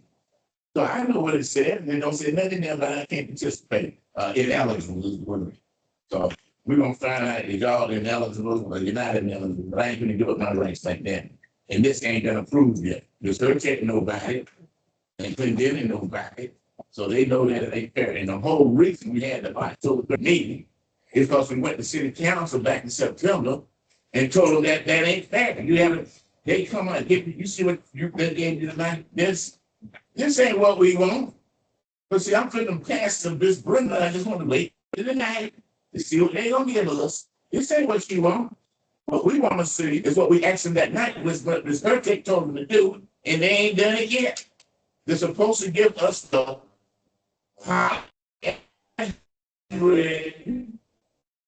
grants, and you're supposed to strike that red version of the change. So you read the changes and you see the stuff that they're adding. That's already been produced back in September. I got all this, got a copy of it. I'm just playing dumb like I ain't got that. I got a copy of all four of them. They trying to change them: material grant, commercial grant, special grant, and then the one that really blowed everybody's mind. They said that right here, city of Tampa, okay, was not eligible. Okay, city of Tampa is not eligible for any grant money. They only can get a funding request. I said, that's bull crap. I said, there's a funding request, a grant money. Yeah, it's been, well, why the hell you say the city can't get no grant money? They get no funding request. Funding request is CRA dollars. It's grant money too. So that was a lie. So, you know, they sitting there really mad. At that point, I just told them, hey, I'm gone. Yeah. Full transfer. I saw patient John Denton told this is nonsense. Get ready for me to ask for the ethics opinion, which any one of us can do, sitting on here as an appointed person in that city of Tampa's ethics commission for an advisory opinion. So get ready for me to ask unless they change their mind about they want to move forward with that. I'm done talking. It's just that I just upset about that. So I don't drink the Kool-Aid. Yes, ma'am.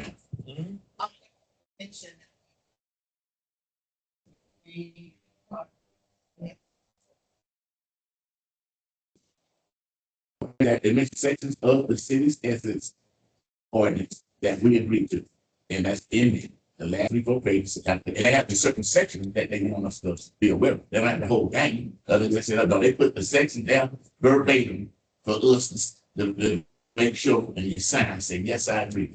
And I agree with everything on them. No, they don't say that. This is some arbitrary completion stuff the city staff want to come up with. Okay. All right, I'm done talking about that, but I want on the record. Next on the agenda. Well, y'all got We just had our neighborhood meeting. Everybody wanted to know about housing grants. What's the status of application? Do we still have housing grants? What's going on with the housing grants? We were told that you were revising the standard. Well, they're going. There's some, I will defer to B Parks on that, and I'll submit your question to her. I know she's doing a presentation at the CRA board on November 13th. But right now, if you have a request for anything, please continue to put your consultation request in. You could do it online or you can call the office.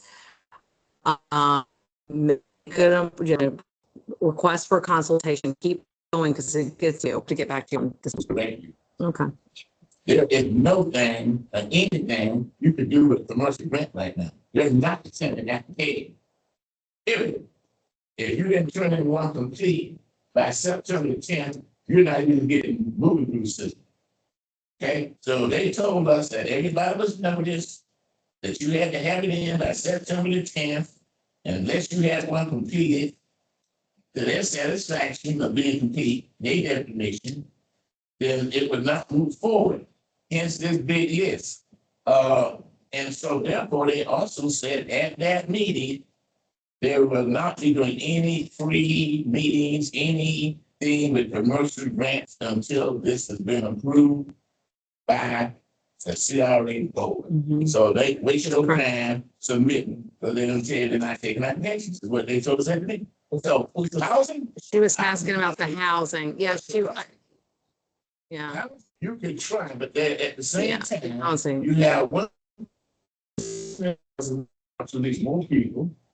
She does not an expert in the area. And I asked her about, do they have a room house? Man, you know, you see this piece of paper you got tonight?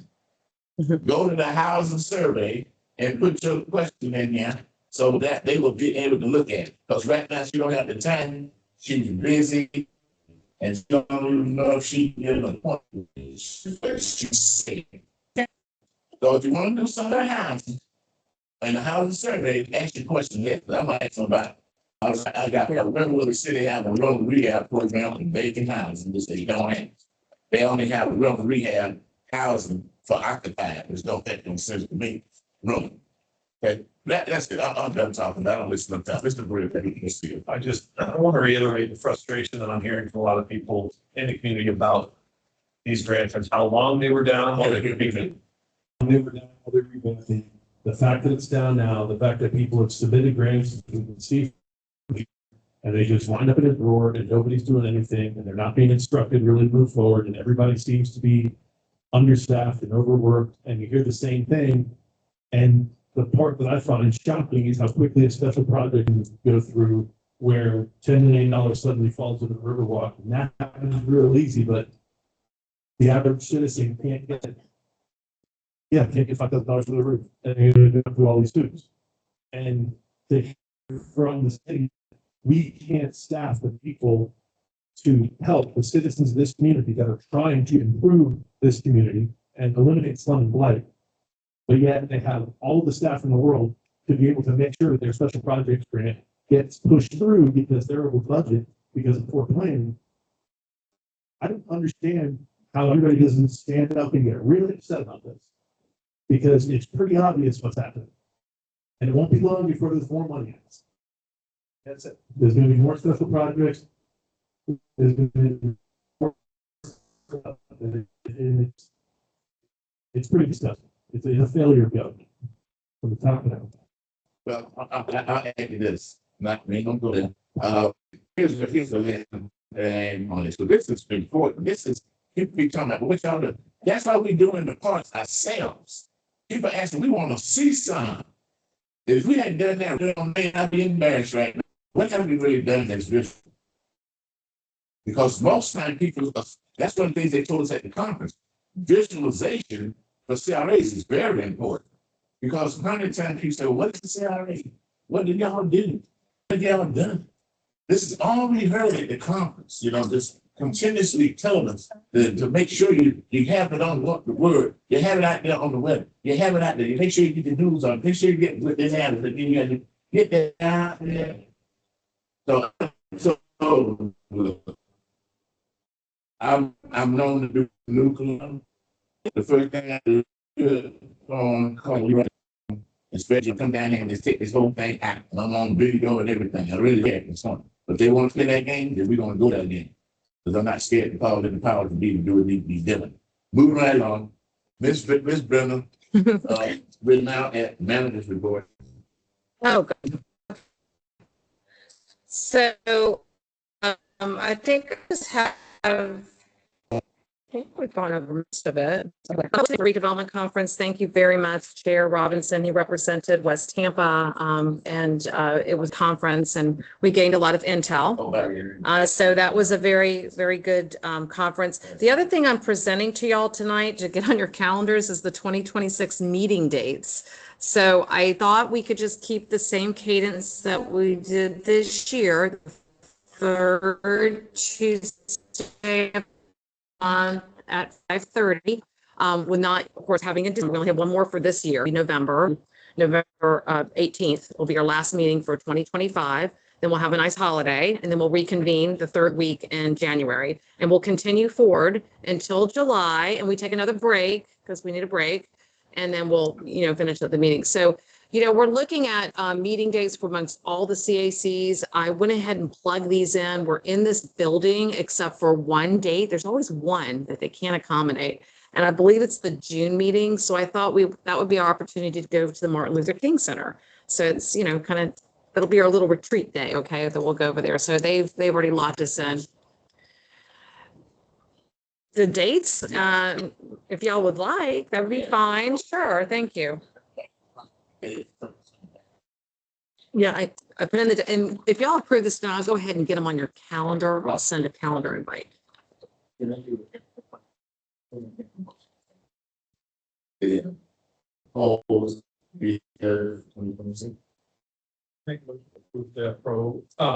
proposed date for 2023. Thank you. This thing. It is. Where? It's on the agenda, the first page. That's the subliminal stuff. That is definitely a subliminal sub. Let's move on. Let's live here. All right, so we. Thank you. So, but it was for the West Tampa. West Tampa. I just the motion second. Mr. I just. It's done. Motion by Mr. Wilson, second by Mr. Young. And it's the West Tampa. Of course. 2023. All in favor, say aye. I'm opposed, nay. Motion passed. Thank you. The Walt Smith Library on business. Now, I'm sorry, Mr. Mike. I'm just, this is related to the CRA. Oh, okay. I'm sure. Okay, I do see. Haven't had time. I was just wondering because I don't see, other than the annual report. Brenda, please correct me. Oh, we didn't get it. we actually put in for several awards, but we did not get any. I'm not. I wanted to find, did we put in, did we not get it? Yes, we put in.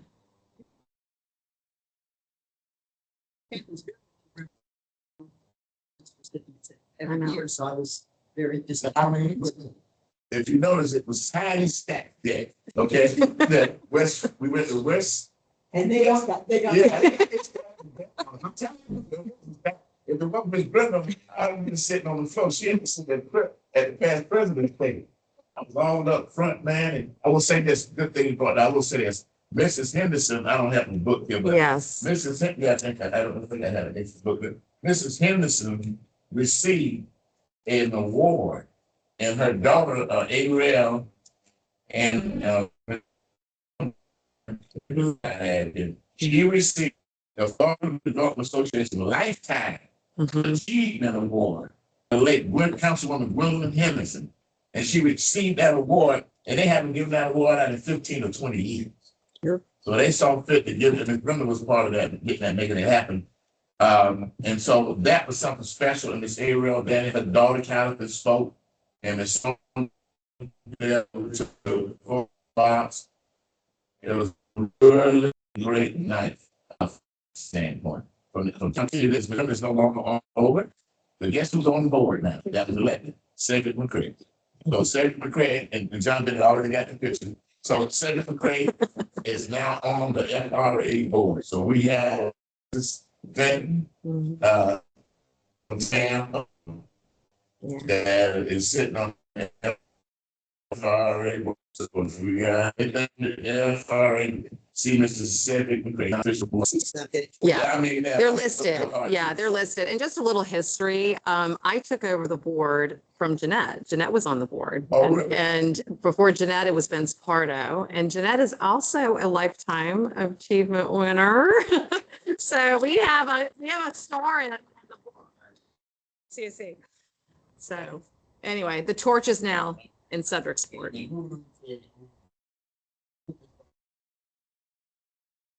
I remember 4 years ago, something Jones ago.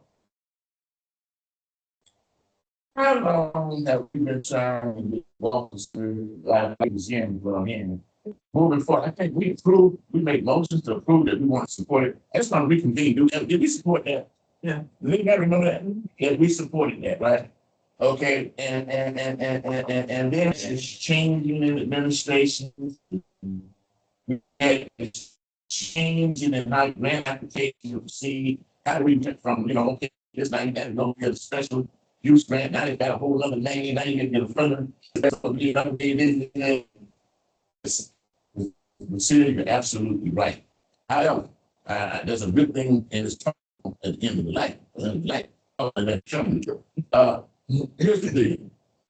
We have gone through, even though we've gone through all this flux, we have received, y'all remember they wanted to get $3, and I told them that the policy didn't say that, and you had to change the policy to $3, and I still was on it, because y'all had voted me. Y'all all that. So, I'm just like, I'm done. Okay, but I'm not doing them a favor, just disappear, go get my house and fix them up, make $1 million again. But anyway, so the thing is that I don't really blame the city. It's just been so many new people when this so-called come in here, this will be called because of the wonderful things he does. Now, government.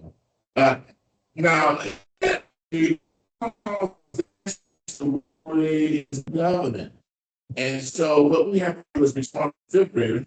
So we've been very fortunate that we have a good solid committee. So we listen each other out, we usually most of our decisions, I went back and told Ms. Brenda, did you know that over 90% of our emotions and stuff is pretty much unanimous? You go to these other salaries are not. There's a lot of mess going on, so you don't get that down. We have a lot done. We had a list on the said I can't take that list, but we tired of that list. So she's reduced down and so we've got a lot here. And I give that report when I go do my one time a year, whatever they make, when the chair has to go make the report before the Sunday board. So it's been a state of flux. We had Mr. Cole Travis come in, completely changed everything. They had to talk to the lawyer at Silver Heights Library when I said we don't have. They said, yeah, we do. I said, no, we don't. Okay, people come in want to change. Jesus came to 5 things. The sheriff, we had that rolling. They canceled that. And then they established, beat us all down this for long. I think it's before you got no more committees. That was in the mic. No, y'all remember subcommittee? The fight we wrote the subcommittee. So we don't want that to get me where we at. So I just want to throw the Walt Smith Library, because I hear Will Birdie telling me that they still trying to work through the maze of the rocks. So I just want to make sure that we at least let Ms. Brenda know, because she wasn't here when we had a commitment. So Ms. Jones gone, but see, Ms. Jones was very adamant about that. Yeah. So Ms. Jones was very adamant. I just wanted to say that originally this committee and on the record, when you look at the most, we support it. Didn't say how, because the city didn't have, they didn't know what to do, fund the Washington Library. And I understand the hurricane blew the long ways away, but they back, I understand it's going to be about the museum. So I don't want to talk about it too much more, but I wanted on to remind everybody the commitment we had. If you had any questions about that commitment, okay, can tell you, but we didn't say how you build it. And go through the process. At the level that had to be funded, it has to come back in front of us to be recommended and be okay. And that's on the south of the interstate. And we need to get out of people doing this this update on the community. They need to get south of that interstate. We went down there off of Cypress for that big, well, that's a huge piece of property we bought down huge on Cypress in Howard, between Howard and Dominion. Huge. I walked, that's huge. You need to get them down in that area over there with y'all in North Hyde Park. We didn't have time to get down there. And we need to make sure, because when I looked at the tree, man, he just stopped with the interstate. He didn't go south of that. So I didn't understand. I don't know if y'all caught that or not. Yeah. He showed that he didn't have south of the interstate. I'm always trying, and I told him the biggest divide in West Tampa is that interstate. Okay. And I told them that we need to do some connectivity. Don't let all these words going to the conference. Some connectivity by having FDOT, and they told me they know how to work FDOT. Yeah, FDOT said all that underneath them passes, the special light, and that, all that stuff we said, they were all them days with FDOT, they gonna do all they ain't done that.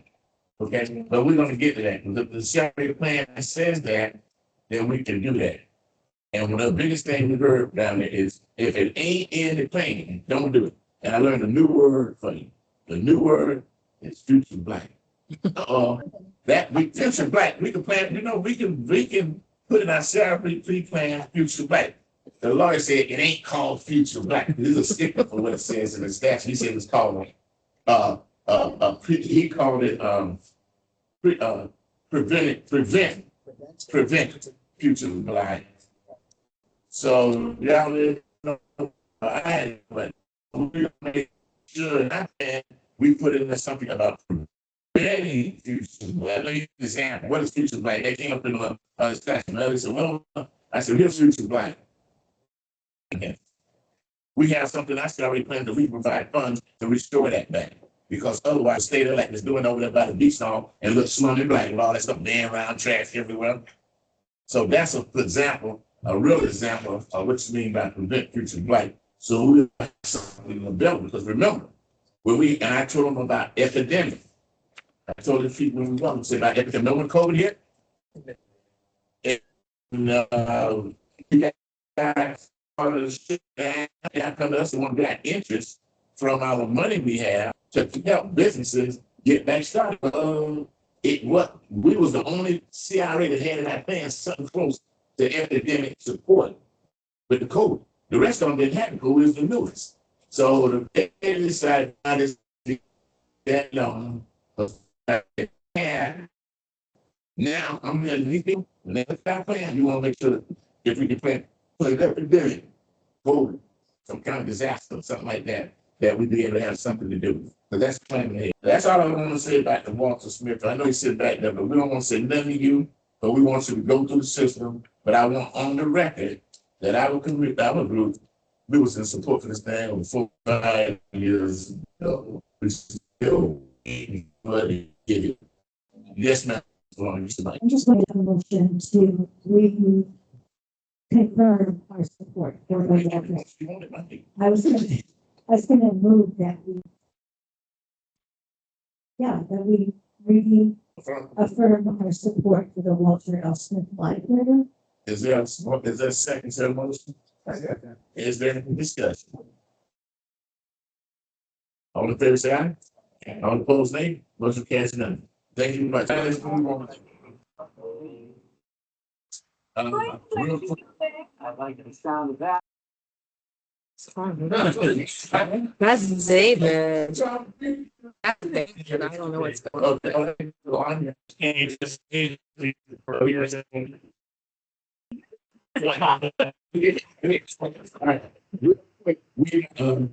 Right now, we have a couple things down in the upper part of town. Again, Street, I did the August 24. The applicant agent for that actually going to Oregon 24 is land. And here's another copy of it. I don't know if you can send me a duplicate copy, so there's another copy. I got one here, then we put the Austin address, there's RH 50 and CI, proposed zoning district PD, storefront, residential, office, commercial, all CG uses. It just gives me a resolution application number, but no the Austin address. It's by Sam Orange. I don't know who that is, because I don't know what the address is. Normally we go by addresses.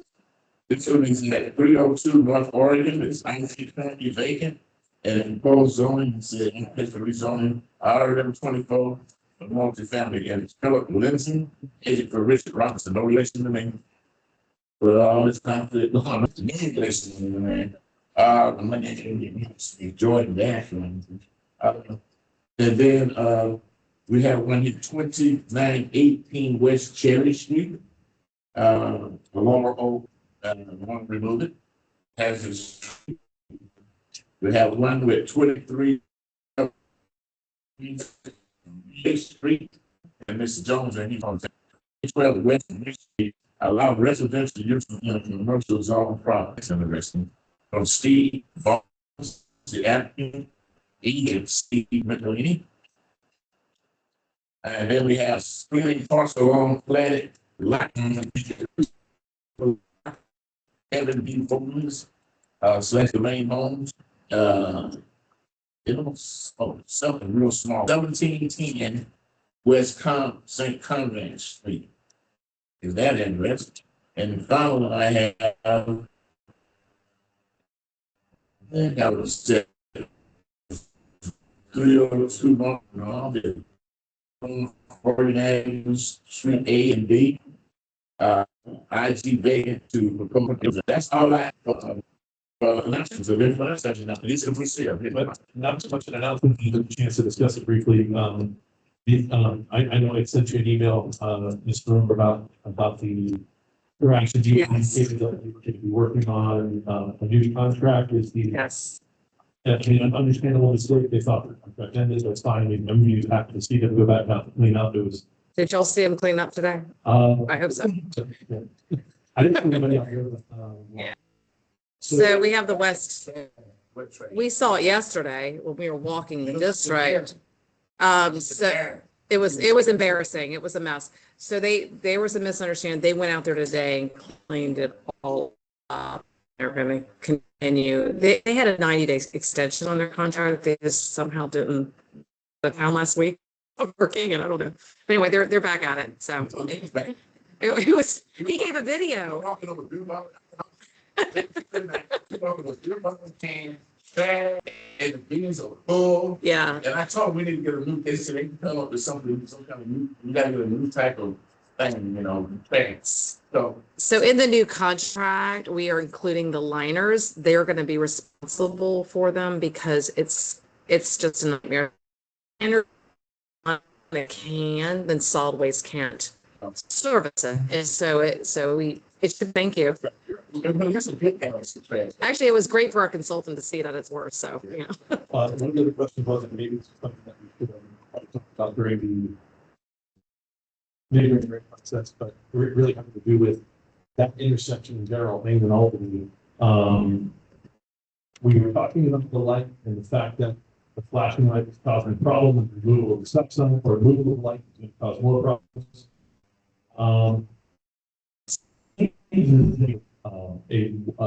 As of today, I don't know about that. It might go better. It's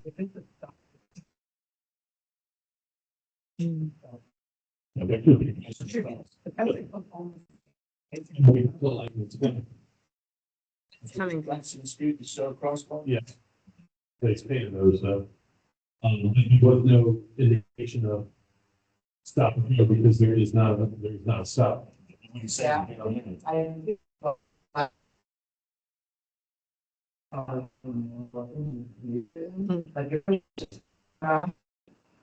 For the light, people know what to do. The person don't have driving in every night. When the flash light on flashing, and stop sign, people just blowing. That flash light telling you it's straight to problem. Anybody around here knows that. But when we started having 2106 and we started having people going to the soccer game down in Blake, they don't know the area. So they go through that sign. Because it's not really lit up enough at night. You know what I mean? They need some lights up there. If it's stop sign, they need some lights so you can see the stop sign. You want the stop sign and the LED around the stop sign, the stop line. They ain't got that.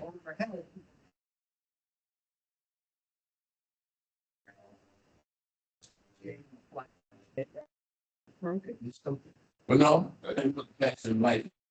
Don't go through it. Yeah.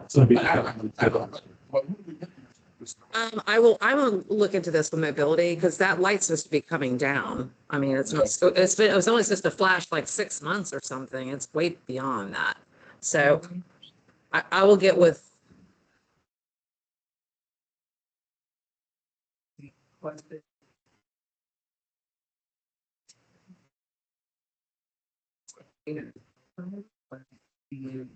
Get that signal, if it needed to be.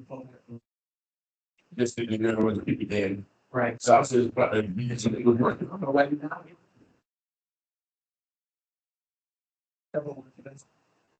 Yeah. Yeah, let me follow up with this. yeah. Okay. I'm gonna take the light down real quick. But it's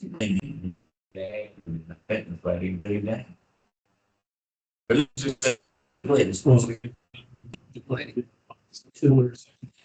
I see, obviously, that we have some green space now at the park, at the corner of, you call it green park, I guess, until something else. Apparently, what's been done, we have that's there. Many people ask me what's going on with the fence, because while there's no people behind the fence or no people on the property as a result of the fence, and it's a safety issue, but there's people congregating behind, and so the problem is just to the north of the fence, time to time, and there is a source of trash and other. Back in the project. I'll get a follow-up on that. We actually have a consultant on board, I believe, already to start working with the visioning for that park. So that, I think they're coming next month. So this is, no, but we saw all this yesterday where you videotaped. We just walked right by that area. So we saw the fence falling down, saw the trash starting to, yeah, if you peek in there though, you will see nice green grass. So it's all cleaned up. The remediation's taken place. Right. It's ready for us to start planning something. No, we're not gonna take the fence down yet because, you know, we have to secure it. And not that I know, I'll get the project team to report back on that. Oh, yeah, it's very. Yeah. Yeah, we saw it.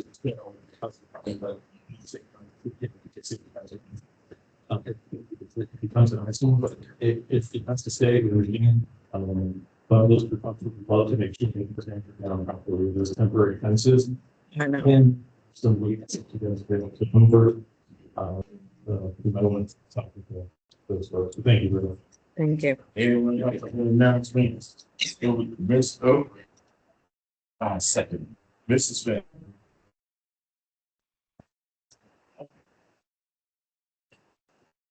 I just wanted to announce in the list of the chamber is having our annual working with the line, and you're on 3 people that I think all of us don't know.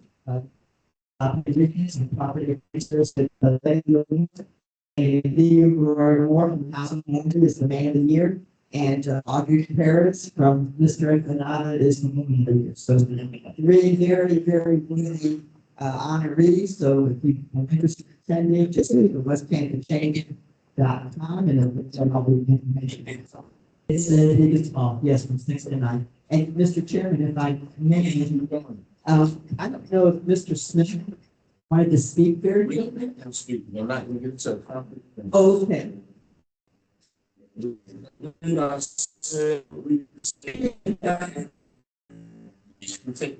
Take it minutes. I'm very okay. That's no problem with me. Now, well, yeah, I asked that in the beginning, 3 minutes. So I'll let you act it now, you 3 minutes, no, they got nothing to do with your class. Absolutely nothing. Okay.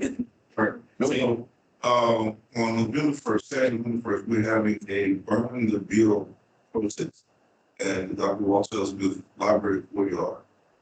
Burning the bill protest. This is in direct opposition to what is going on regarding the increasing rate that we're seeing on our bills, our utility bills. With Tampa legislation going back to the VSC again,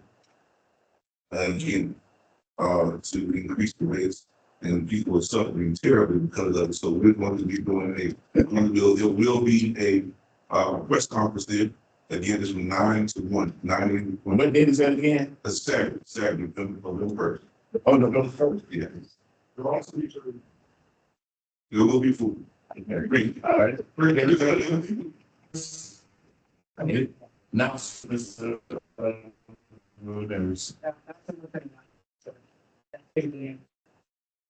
On cleanup. Alleyway cleanup. They started today. So y'all know that I renewed the contract for 1 more year with Emerald Landscaping. They are starting from the north and going south. They got their act together on the second cleaning because they've got the equipment they needed. So they're going to be going through and doing a whole cleanup of all the alleys again. They are going to come back. Yes, I'm keeping them clean because we want to keep them. But this time around, I want to do a little more code enforcement kind of outreach because I don't think the neighbors or the owners know that you got to keep it clean and you can't throw Christmas trees. But they should be very proud that, they're really cleaning up. So they are into contract 2 times. The contract says up to 7 feet. It's not the whole tree. They're trying to clear it as best, but there is a parameter in there. It's so they're not removing all the trees, but they're getting as best clearance as they can. And just so y'all know, there's 2 waves they're going to do, 2 cleanups. They're doing before Christmas, the end of 25, and then we're going to do it after first quarter. I think our contract is may do it probably around March time, and then have it go through the whole CRA except for Main Street because I have the clean team doing that part. Yeah, they're giving me pictures. Just started today, literally. So they'll give us pictures. They're gonna bill us once a month, and I'll get a report to y'all so you can see what's happening. But they're starting in the corner, so it's in the north, and they're going south. That's right. I know they're gonna get to you. The mailers that went out. This is like. We need to do that. And what I wanted to do, I've got a flyer.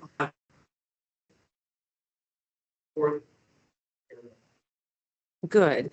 And just so you know, I've already told code enforcement that we're doing this. They're excited about it. They can distribute the flyers around. I've also told the police department, so they're aware of it as well. So yeah, if I could get some information to y'all, tell your neighbors, tell your respective groups, but we are doing another cleaning. I got another year with them, but 2 cleanings, 2 waves.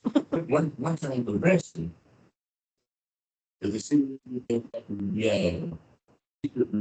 to target them on one of them when they go to just in scary and what information you want to do like this. But go ahead, Just to finish, it would be great if we have some kind of marketing material, or, flyer that we can post or social media. Yeah, that's a great idea. I'll get on that.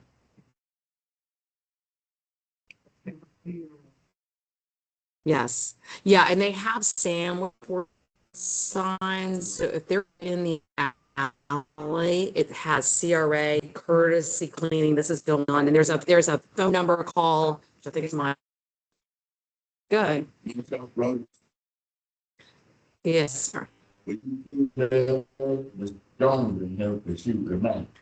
we gonna get the notice of our annual solid waste cleanup? Oh, the amnesty days. I'll find out. Yeah, it's amnesty day.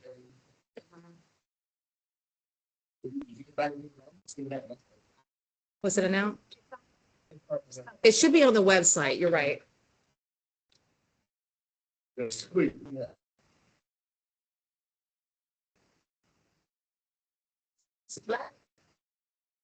But have they done one recently?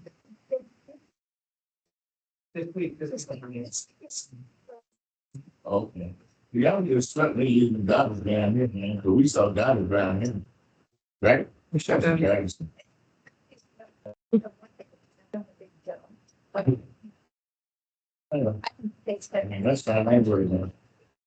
If you have to ask everybody else to put on, if not, Thank you. Have a good week. We'll get thoughts.